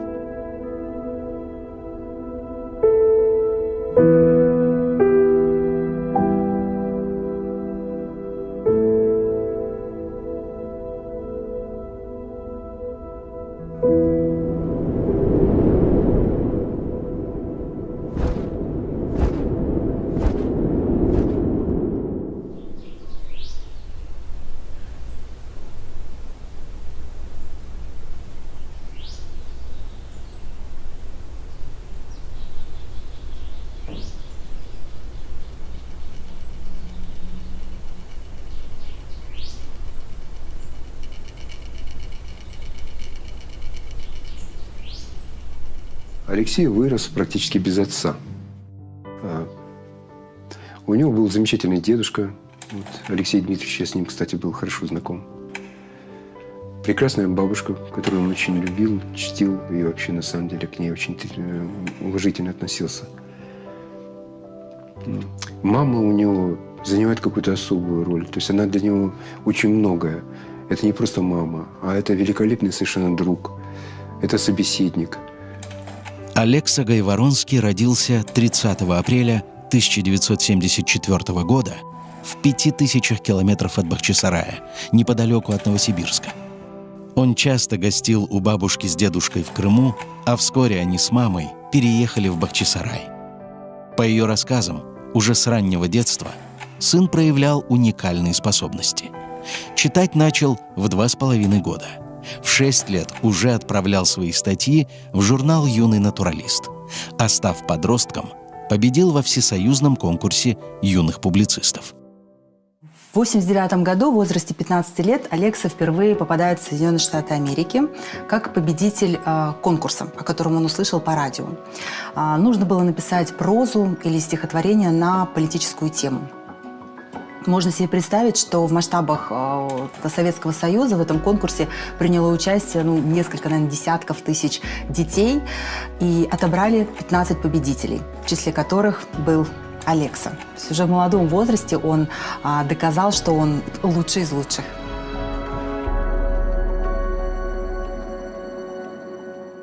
Он жил в Эски-юрте. То есть вот буквально он выходит и видит Бюрбе Ахмедбея, Минбер Минарет. Эти объекты, они были рядом. И он, безусловно, с детства задавался вопросом, что это такое, к какому прошлому это относится. Но естественно, что он был из образованной семьи, и ему очень рано все это было, я думаю, адекватно рассказано, представлено. Для него Крым и крымские татары – это были совершенно неразделимые понятия, даже тогда, когда крымских татар еще не было в Крыму. Он знал, что Крым – это крымские татары – это Крым. Несколько раз он об этом подчеркнул. Меня утешает очень тот факт, что это был не крымско-татарский дом до 1944 года, поэтому наша семья не въехала в дом, покинутый крымскими татарами. Там было какое-то общественное административное здание. Он каждый раз это подчеркивал, он как будто оправдывался. Бахчисарай, собственно, там нельзя не задуматься об истории крымских татар, там нельзя не вспомнить крымских ханов, просто ходя по улицам и видя этот ханский дворец, в котором, ну, по сути, с детства я его посещал. С раннего детства Алекса часто бегал в хан-сарай. Он знал там абсолютно все, каждый уголок. Особенно ему нравилось место, которое не сохранилось до сегодняшних дней, это Персидский сад. Он там уединялся, он там думал, он мечтал. И вообще, когда Алекса рассказывал о хан-сарае, было такое ощущение, как будто он жил в эту эпоху. Настолько ярко он мог передать детали жизни в этом дворце. Он мог описать краски и даже запахи. К хан-сараю он относился как к дому, где ему было по-настоящему комфортно, уютно, тепло. И даже в своем небольшом произведении, такая небольшая книга, она так и называлась «Ханский дом». Не дворец, а дом. Дело в том, что его бабушка Зинаида Яновна Гайворонская, она работала, по-моему, с 1961 года в музее. И она возглавляла именно экскурсионно-массовый отдел, то есть ведала всеми вопросами экскурсии.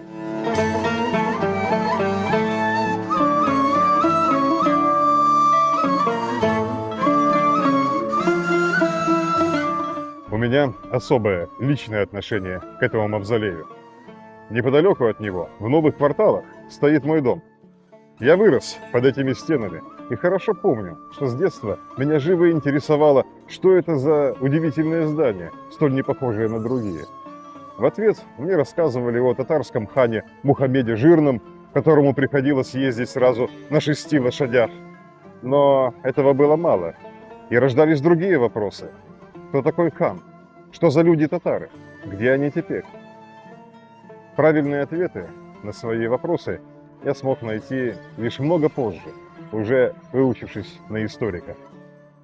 Так, тень этого мавзолея подала первый толчок моему интересу к прошлому Крыма. И это определило мою судьбу. Сразу после окончания университета Алекса пришел в музей. Очень многие старые работники, которые работали до меня, стали его вспоминать. О, Алексей! Они его помнили мальчиком, который сидел на скамейке и наблюдал за, как водят экскурсии по дворцу. Он выделялся из всего коллектива, во-первых, своим необычным видом. То есть он одевался всегда стильно. Ну и был относительно тех сотрудников, которые там работали уже много-много лет, он был относительно вот самым таким молодым, наверное. Мне нравился его стиль, его отношение сугубо креативное. К вопросам даже казалось очень таким техническим, строго техническим. Это его, собственно, отличало от всех сотрудников заповедника. Он очень любил крымстарскую историю крымстарского народа. Он очень любил дворец, в котором он работал. Он безумно любил наследие нашего народа. Ту тему, которую он изучал, естественно, это, конечно, было наследие крымских ханов, ханского периода. И когда он говорил, глаза горели. Он отдавался полностью своей работе, своей деятельности. Он исследовал все, он знал хорошо все памятники, историю каждого памятника. Он, скажем так, не был ученым таком, в академическом понимании, но при этом по объему знаний он, конечно, даст фору многим докторам, которые специализируются на этой тематике. Он сделал выбор свой еще давно, лет там, в самом начале своей деятельности, будучи директора Бахчисарайского заповедника по науке, он сделал выбор в пользу вот научно-популярного жанра, так скажем. В конце 90-х годов на севастопольском телевидении был проект «Тарихи Назар». И Алекса был самым непосредственным участником этого проекта. Тогдашний сотрудник Бахчисарайского музея-заповедника Алекса делился со зрителями историей и культурой крымских татар. Это были первые программы, которые вот так вот фундаментально окунали зрителя в историю и Бахчисарайского музея-заповедника. Это были вот те первые года, когда уже можно было заходить в какие-то экспозиции, уже можно было рассказывать. И вот Алекса как раз был одним из тех спикеров и историков, который и делился этой информацией со зрителем. И если бы не ханский дворец, привлекающий гостей со всего света, вероятно, город имел бы еще более скромный облик. Он ремесленник, понимаете? Все, за что он берется и превращает в некий продукт. Это редчайшее качество. Каталог надмогильных памятников ханского кладбища на территории Бахчисарайского дворца. Это очень серьезная работа. Он практически собрал в этом каталоге все материалы, которые были связаны, все публикации, связанные с ханским кладбищем. Дал подробную такую схему расположения всех вот сохранившихся надмогильных памятников. То есть это незаменимое нынче пособие. И, кстати, дал фотографии всех этих надмогильных сохранившихся памятников. И не только, кстати, сохранившихся, но и использовал фотографии архивные до еще депортационного периода, начала 20 века. То есть это блестящий труд, ныне незаменимый источник по этой тематике. Обычно ханское кладбище показывают в самом конце экскурсии. Однако мы начнем свой визит в Хан-Сарай именно с этого места. Ведь, придя в любое жилище, принято сперва познакомиться с его хозяевами и уже лишь затем осматривать обстановку. Вот он был человек, у которого были очень глубокие познания в истории Крымского ханства, Крыма и Крымской земли. То, чего не хватало. И, наверное, у меня есть несколько людей, которые научили меня не только любить эту землю, но и пытаться знать о ней как можно больше. И один из них был Алекса. Ну, если говорить о ценности дворца, в свое время, в 2003 году, мы в Бахчисарайском государственном историко-культурном заповеднике подали документы на рассмотрение ЮНЕСКО, для того, чтобы они рассмотрели вопрос о возможном включении ханского дворца в список всемирного культурного наследия. Это 2003 год, когда мы были приглашены на конференцию ЮНЕСКО в Ялте. Алексею удалось заинтересовать комиссию ЮНЕСКО, которая присутствовала тогда. Заинтересовать настолько, что буквально на следующий день все, там было около 15 членов этого института, скажем, Организации Объединенных Наций, и они все пожелали приехать в Бахчисарай. И в последующем все, как нитка за иголкой, вот так они следовали за ним. И вся наша переписка, коммуникация с этой группой, она строилась через Алексея. Когда я работала, шла подготовка 2 объектов. Это два объекта Бахчисарайского историко-культурного и археологического музея-заповедника. Это Ханский дворец и Чухот-Кале, чтобы ввести их в ЮНЕСКО. Комиссия заинтересовалась не только Ханским дворцом, Они посмотрели Чебут-Кале, они посмотрели Караимское кладбище, были восхищены, группа задержалась против графика, который был определен изначально в Бахчисарае. Вот. И началась такая работа планомерная по подготовке документов для представления Ханского дворца в предварительный список ЮНЕСКО. В 2002 году, если я не ошибаюсь, он начал вести страницу в симферопольской русскоязычной газете «Полуостров».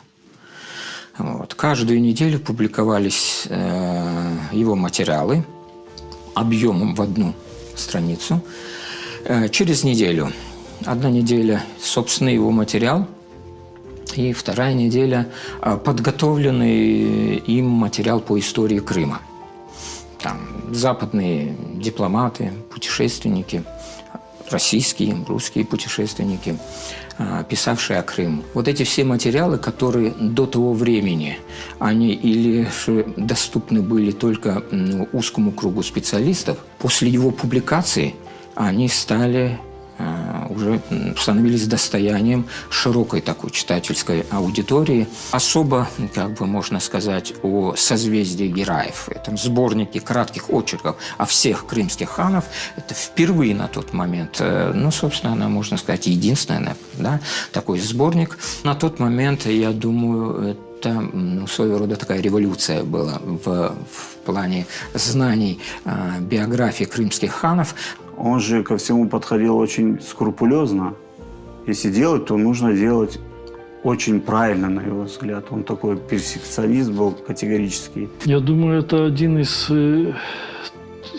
самых серьезных писателей, историков, которые именно раскрывали сущность крымских татар, какие они на самом деле. Он выделялся из среды историков. У него был совершенно свой взгляд на все исторические процессы, которые проходили в Крыму. У нас в Крыму всего осталось настолько мало, что сейчас приходится в буквальном смысле слова лелеять каждый камень. Собственно говоря, это не вина Крыма, что сейчас оно из себя представляет там какие-то груды камней, какое-то жалкое зрелище. Стало быть, наша задача, тех людей, которые интересуются, изучить это, представить это, воссоздать, скажем так, более-менее четкую картину и рассказать, попытаться до зрителя, до слушателя, до читателя донести, как же это все-таки выглядело. Потому что рассказ-то ведь идет не о камнях, а о людях, которые когда-то эти камни положили, построили для чего-то, что-то хотели, с какой-то целью. В 2007 году, если не ошибаюсь, вышел первый том «Повелители двух материков». Через 2 года вышел второй том «Повелители двух материков». Она, конечно, подверглась критике, но если говорить сегодня, да, эта книга, она достойная книга, и ею пользуются все исследователи, ссылаются на нее. Безусловно, отклики доходили, и читательская почта, она была велика. Они одобряющие, либо критичны. В любом случае, они помогают осознать, что ты делаешь, как это улучшить, что ты сделал правильно, что лучше тебе исправить и так далее. То есть, как и для каждого автора. Он перечитывал гигантское количество первоисточников, понимаете? Это работа скрыта от нас, от меня в том числе, понимаете? Вот эта работа, которая была проделана им в одиночку, это работа колоссальная, понимаете, исследовательская. Он поменял мое мировоззрение определенное. Вот человек, который во мне поменял, разделил историю и политику. И вот я после его работ, после особенно «Повелителя двух материков», я четко начал, когда работы какие-то читаю исторические, что четко разделяю политика и история. В 2016 году вышла последняя книга его «Страна Крым». Более 300 страниц, по-моему, текста. Опять же, там несколько десятков статей на очень важные сюжеты, связанные с этим периодом. Вот в этом последнем альбоме особое место занимает его фотографии. Я всегда думаю о нем как о блестящем мастере фотографии. Собственно, он и знал об этом, и любил это дело, насколько я понимаю. И вот из его фотографий, в принципе, можно получить представление практически обо всех известных исторических местах и архитектурных, там, археологических объектах, связанных с историей Крымского ханства и Золотой Орды. Трудно себе представить, но такой колоссальный объем работы, на который другой ученый потратил бы десятилетия, этот удивительный человек вместил в те промежутки времени, когда судьба давала ему передышку между тяжелыми болезнями. И тогда, как будто зная, что нужно спешить жить и творить, он писал книги, путешествовал по миру и ходил по Крыму с фотоаппаратом в руках.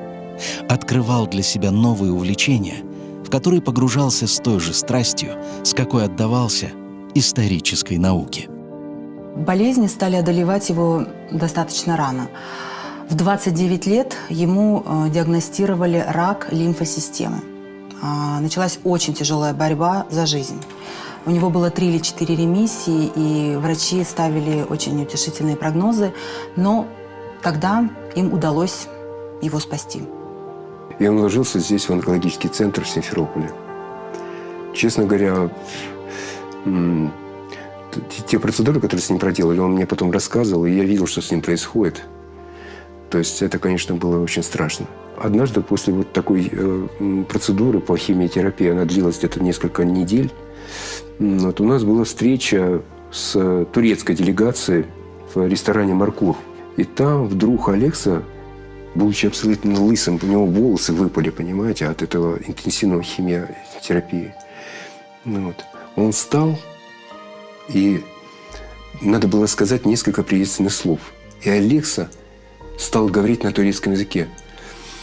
Это было удивительно совершенно. То есть он, лежа в больнице, не прокис там, не пал в отчаянии, понимаете, а учил турецкий язык. Я знала, что он полиглот, но я не знала, что он владел 11 языками.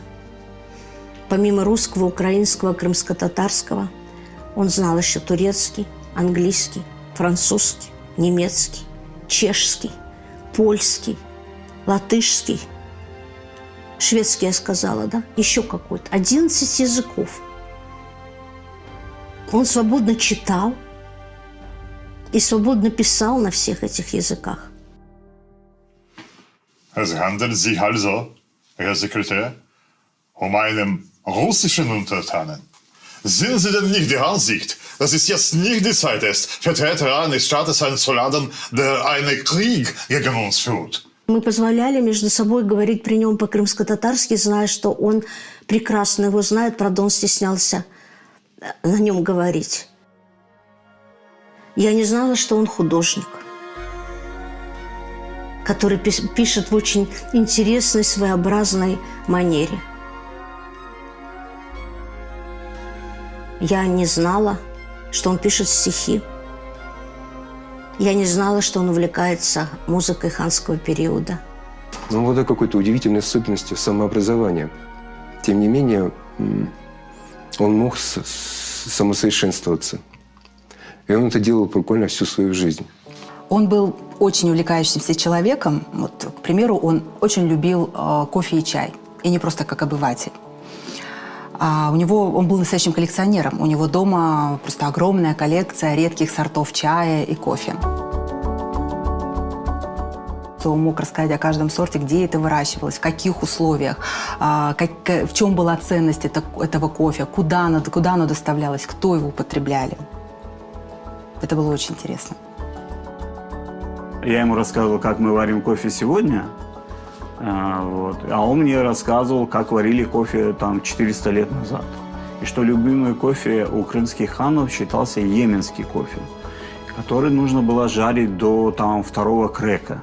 Он говорил такие слова, которых я не знал. Я потом быстренько раз до 2-го крека. Крек, оказывается, это когда щелкают это зерно, процесс обжарки. Мы с ним договорились, что я найду этот кофе, привезу, и мы с ним пожарим. Он любил фотографировать, и у него всегда были такие необычные кадры, красивые кадры.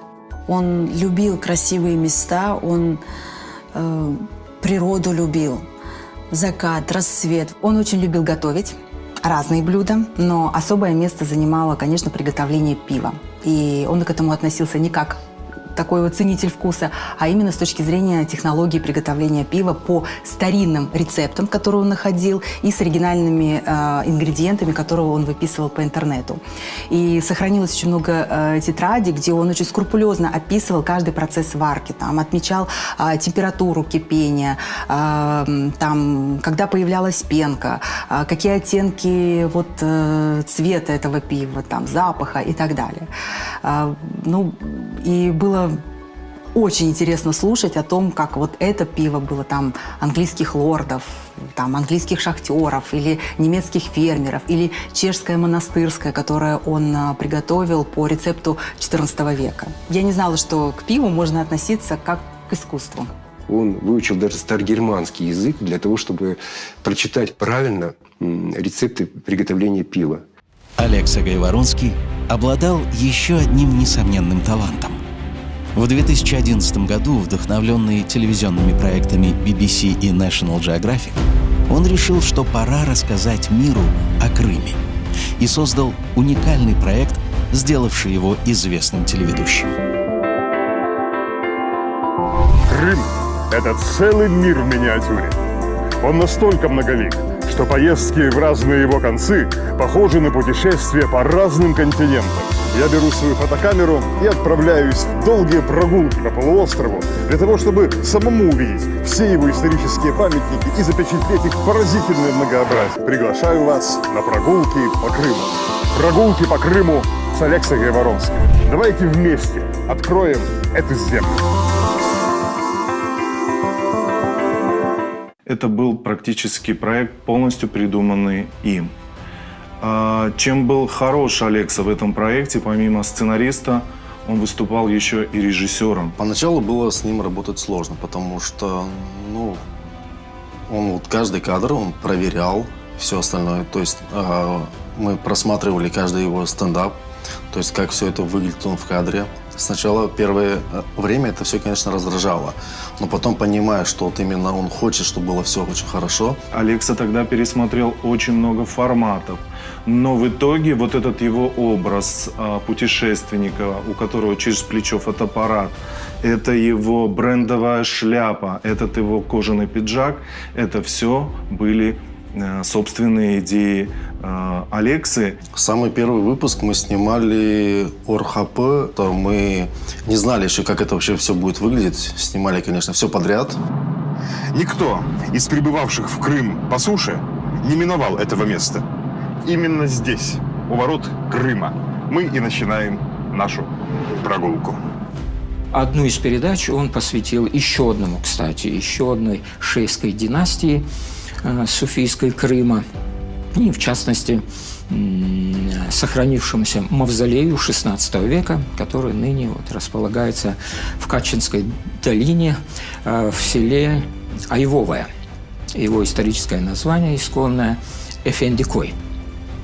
Вот он пригласил меня рассказать об истории этой династии, об этом мавзолее. К своему удовольствию я провел с Алексой целый день. Я в то время, как раз в этот день, увидел стиль его работы. Все его комментарии выверены были до каждого слова. Добивался очень четкости, лаконичности. При этом, естественно, материал был очень интересен. Если не ошибаюсь, 3-я или 4-я серия это была у нас «Замерзшее Азовское море» мы снимали Арабатскую стрелку, замерзшее море. То есть мы ходили именно с ним по замерзшим льдам. Камера отказывалась работать. То есть нам приходилось каждые минут 5 забегать просто в машину, греться, выходить дальше работать.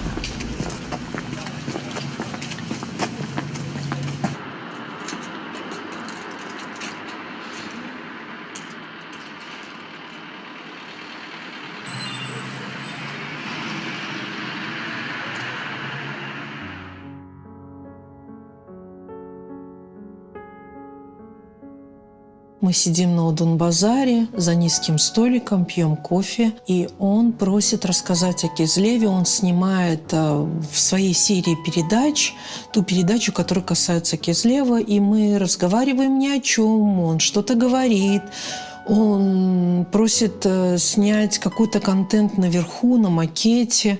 За кадром. Можно. Гази Герай не успел завершить свои реформы, но, по крайней мере, перенес сюда ханский монетный двор. И день весь такой солнечный, легкий, несерьезный какой-то, вот прям такой весь акварельный. Ну, вы прям американец в чистом виде.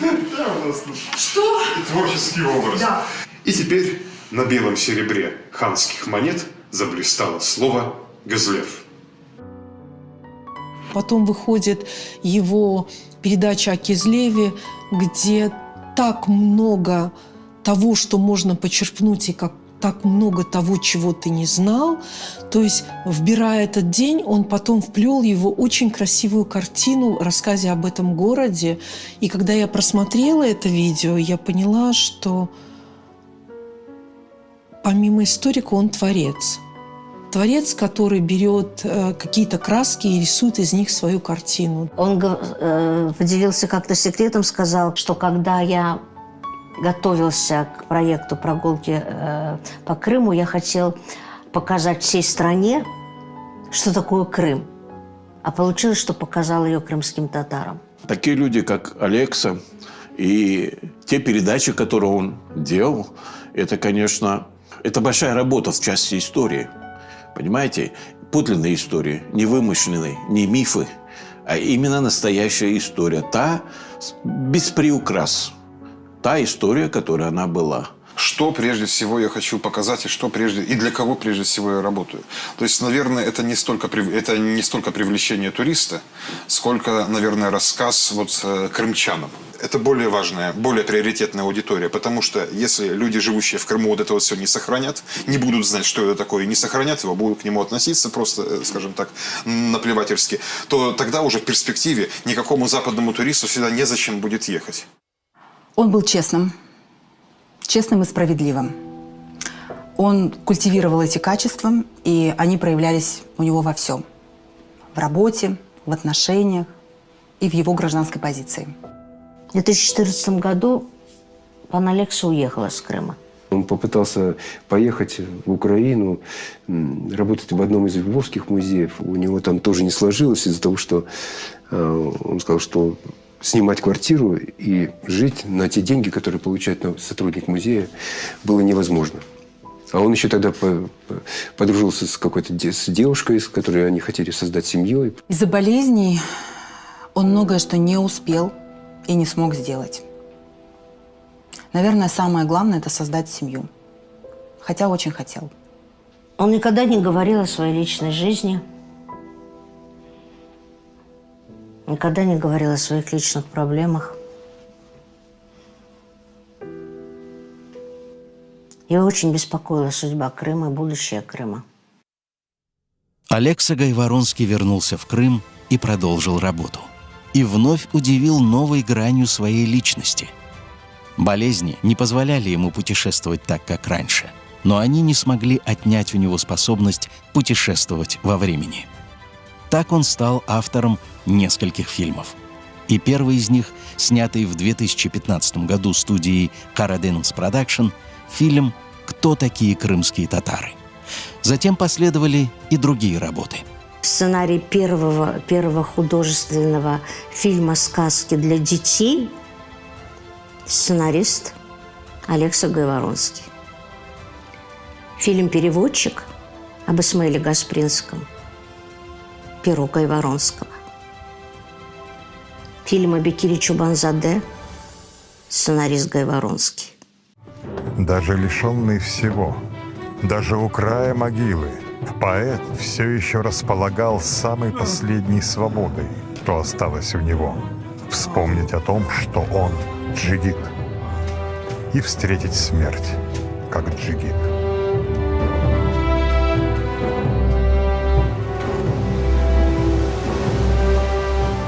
В титрах к этим всем фильмам вы нигде не найдете имя Алекса Гайворонский. Он придумал себе псевдоним, чтобы не было вот этого вот его внутреннего разногласия, что вдруг историк стал сценаристом.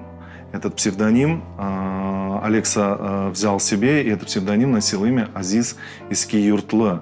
И вот первая серьезная работа Алекса в качестве сценариста – это был фильм «Хадырдыйды», где автор сценария фильма прозвучал псевдоним Алекса Гайворонского. Он выбрал для себя псевдоним Азиз Искиюртлы, о многом говорящий, о его привязанности к Бахчисараю прежде всего говорящий.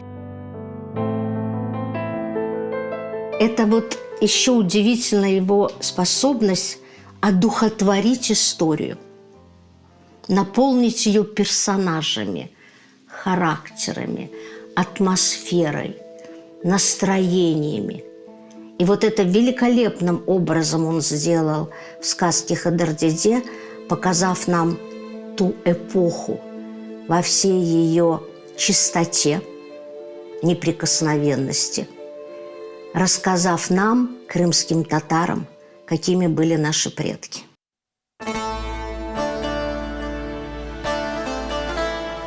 В своих фильмах он всегда искал и показывал определенные смыслы.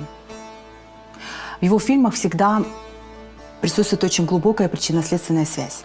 И это все в сопоставлении с той исторической эпохой, в которой жил герой. Только посмотрев фильм «Черчиман», стала сравнивать эпохи, в которой жил, творил и просвещал наш народ Гаспринский с современностью. И я в этом фильме нашла ответы на вопросы, которые мучают меня сегодня. До этого момента Гаспринский был для меня просто портретом, просто исторической личностью и не более того. Теперь я понимаю не только, зачем он это делал, я понимаю всю ту эпоху. Я соотношу ее с сегодняшним днем. Положение безвыходное. Что в этой ситуации делает Исмаил Гаспринский? В этой ситуации, которая похожа, наверное, на шахматный мат, от которого не двинуться ни влево, ни вправо. Можно, в принципе, прекратить игру, встать из-за стола, уйти, то есть бросить родину. Но ведь именно это и является самой главной целью тех великих гроссмейстеров, которые теснят тебя со всех сторон своими конями, слонами. И вот что в этой ситуации делает Исмаил Гаспринский? Он переводит игру на совершенно другое поле. Образование, просвещение, культуры. Он поднимает знамя просвещения, не национально-освободительной борьбы, не антиколониальной войны, а всего-навсего просвещения. И на этом тихом, мирном поле он тихо, постепенно, одну за одной одерживает, казалось бы, совершенно незначительные, но, как оказывается потом, колоссальной важности стратегические победы. Я запомнила его фразу: «Создание таких фильмов – это окно для политических чувств». Мы живем в такое время, когда не все можно сказать, а даже если и скажешь, это можно интерпретировать по-разному и иметь определенные последствия. Много и часто повторяем о том, что во время сталинских репрессий была уничтожена практически вся крымско-татарская интеллигенция. А он нам показал как.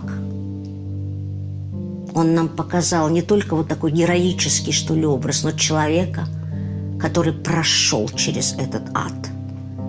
Он показал через личный ад Бекира Чупанзаде, ад этого режима, который после этого уже с открытым забралом позволил себе выселить весь наш народ из Крыма.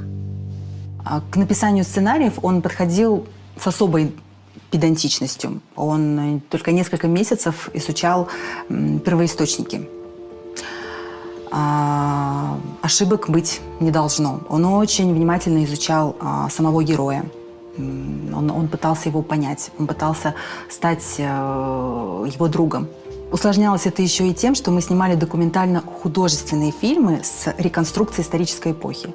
А значит, стояли задачи о том, какая локация, какие были интерьеры, во что одевались люди, как они себя вели, о чем говорили. Ты как будто попадаешь в этот мир вместе с ним.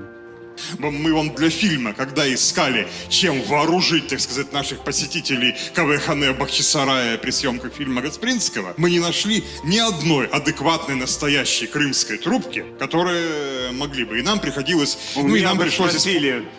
Ну а вот они курили, мы нашли, но это было не оно. Нет, настоящую трубку я бы нашел.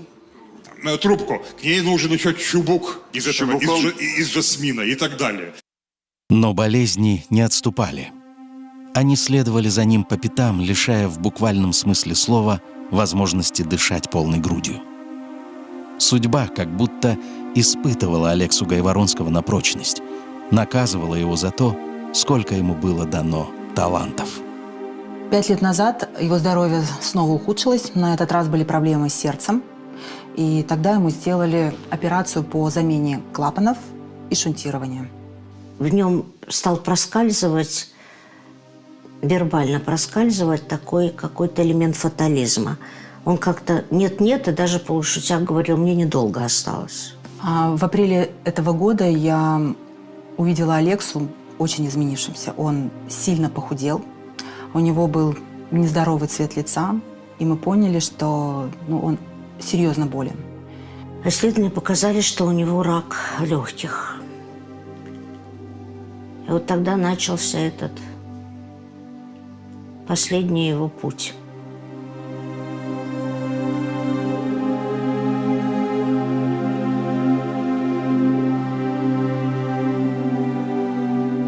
Я должна сказать, что, наверное, последний проект, который он сделал, это был проект, мне так кажется, что это был проект, связанный с нашими восстановленными воротами. Он нам дал такую историческую правильную канву и какие-то новаторские идеи, которые мы приняли. И я видела, с какими горящими глазами, это было за полгода до его ухода, с какими горящими глазами он двигал эту идею, как это ему нравилось, с каким удовольствием он отдавал эти знания.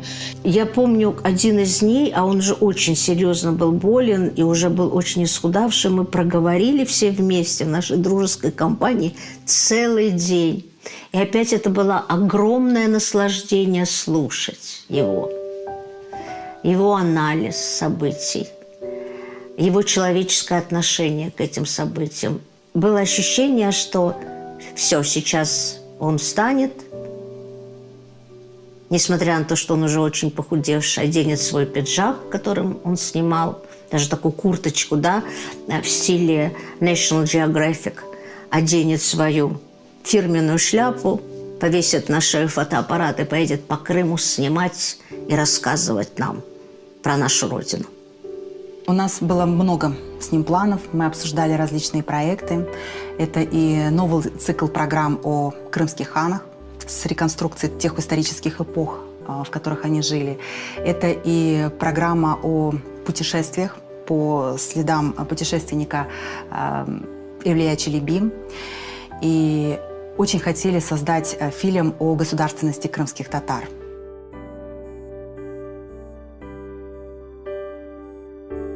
Мы очень часто говорили уже о дальнейших планах. И вот когда мы прорабатывали образы фильма «Бекир Чобанзаде», когда мы говорили о неких атмосферных локациях, Алекса каждый раз говорил: «Айдер, вот это нам пригодится». Работая над фильмом «Бекир Чобанзаде», у него мозг уже начинал настраиваться на фильм об одном великом крымско-татарском сыне народа Нумане Челебиджихане. Ему очень импонировал этот герой. Он прям рвался написать этот сценарий. Он восхищался Нуманом Челебиджиханом. Он всегда говорил о том, что этот герой для него очень близок своей позицией, своей принципиальностью и своей несломленностью. Он действительно начинал вынашивать очень серьезный сценарий, и даже как-то говорил он об этом, это будет самая моя серьезная работа. Дело в том, что врачи давали довольно оптимистический сценарий, что он может прожить еще 3 года. 3 лет в запасе не оказалось. И сценарий документального фильма о Нумане Челебиджихане не написан.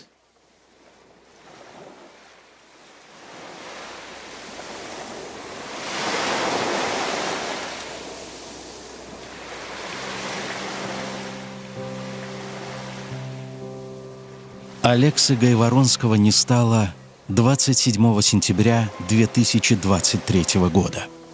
Он ушел от нас, отдав последнее распоряжение – развеять его прах над Черным морем у места рядом со старым маяком, откуда он в мыслях, как сокол, пролетал над землей, которую так любил, истории которой он посвятил всю свою короткую, но такую большую жизнь.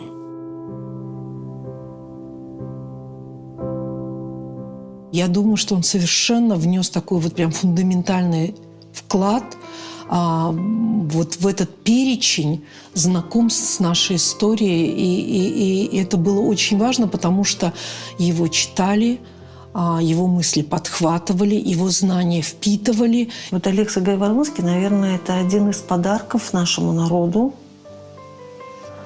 о котором мы должны помнить, принимать этот дар. Это еще один шанс, чтобы мы всегда возвращались к своим истокам.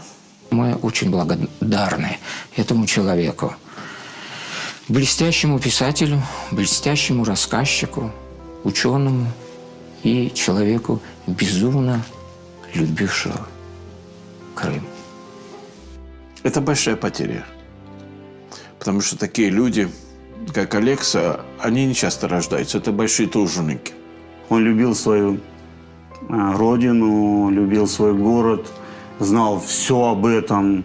И это все зафиксировал и оставил нам. Вот огромный вклад. Алекса Гайворонский был абсолютно гениальным человеком, который Всевышний послал нашему народу, который всеми своими талантами, знаниями, умением, трудом сделал все, чтобы мы знали правду о себе, чтобы весь мир знал правду о крымских татарах.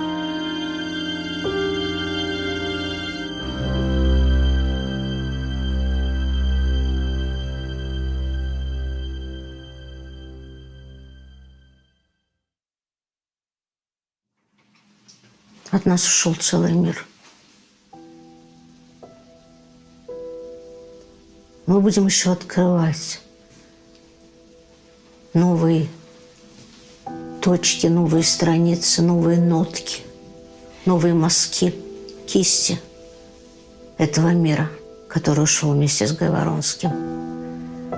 И, наверное, нужно пересмотреть его телевизионные проекты, заново перечитать его книги для того, чтобы между строк, между мазками, между нотными знаками услышать то, что мы не догадались послушать в то время, когда он был жив.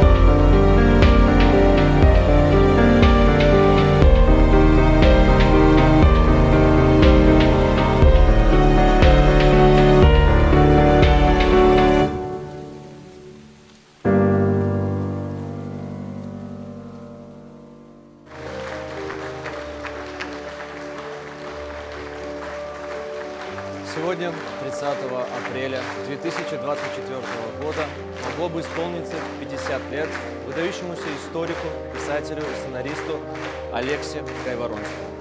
Несмотря на то, что сегодня его нет с нами, его наследие продолжает жить, и студия Харадимис Продакшн презентовала книгу, составленную из архивных материалов пана Алексы, книгу под названием «Память Крыма». Ее составителем и редактором стала Лилия Ханым-Джурова. Сегодня также выступили его друзья, коллеги, знаменитые артисты крымско-татарской эстрады. Сегодня мы окунулись в необычайный мир этого человека, смогли насладиться всем тем, что он успел сделать, и пожалеть о том, чего он сделать не успел. Также мы просмотрели фильм «Хроника соколиного полета», документальный фильм от студии Харадимис Продакшн о том, каким выдающимся человеком был пан Алекса Гайворонский. Смотрите нас в социальных сетях Кремль Татарс в прямом эфире. Чох сагылыңыз. Всего доброго. Санады Алекса Гайворонский. Фильм вақытында олған базы бір техники нұқсанлықлар үшін сізден афу сораймыз, ләкин бұл әлбетте ки Гайворонскийның шахсиетіні да терең öğrenmege, bu инсан да якын таныш olmağa кедер etmegендір. Біз ақшамызны Алекса Гайворонскийның да бір sevimli yeri ile devam etmek istedik. Onu bizler için Seytablağa Mehmetov icra etti.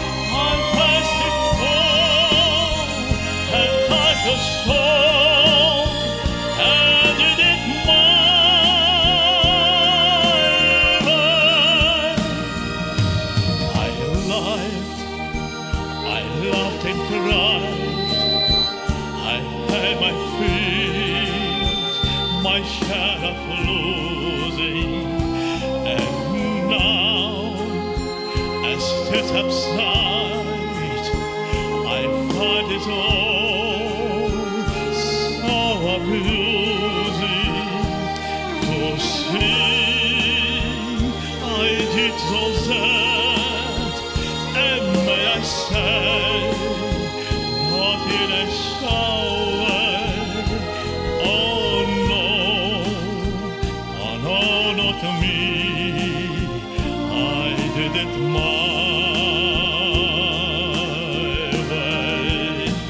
But what is man?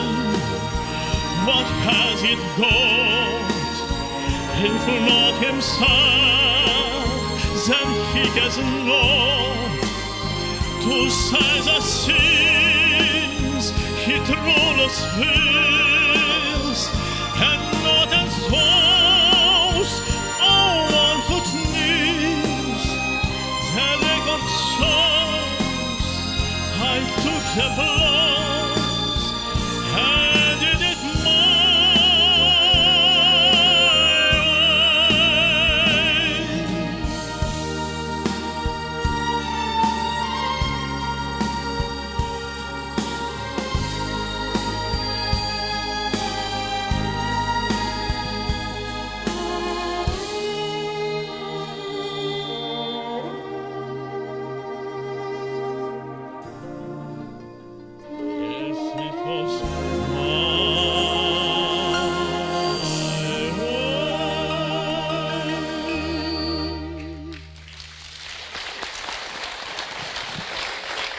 Сейтабла Меметов, сайгылы достар.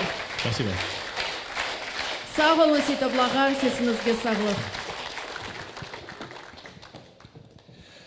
Пани Гала, мать Алексы, так написала нам о его вкусах. Алекса умел выбирать песни не только музыкально красивые, но и со словами, отвечающими его внутреннему камертону. Пани Гала о песне Синатры, которую мы только что слышали, сказала, что это очень созвучный ему текст. Синатра поет о итогах своей жизни, которую прожил достойно, честно и свободно. Именно так прожил свою жизнь и пан Алекса. А его любимую песню мы прослушали в исполнении Сейтаблы Меметова. Мы благодарим всех, кто разделил эти минуты с нами, кто продолжает хранить в своем сердце любовь к Алексе и не даст памяти о нем угаснуть. Сайгыл достар, акшам Бізден кечіргеніңіз үшін сізге тешеккілер білдіреміз. Әлбетте ки субетлешіп, қавелеріңізні ичіп, китапны бақып, сатын алып да субетлеше білесіңіз. Бүгін біздер үшін эр вақыт олғаны ки боз мұсафирчен қапуларына ачқан Сара бұсы этно комплексіне құсусан Мудисер ағамызға бұйықтен бұйық тешеккілерімізні білдіреміз. Ве бұнен бераберлікте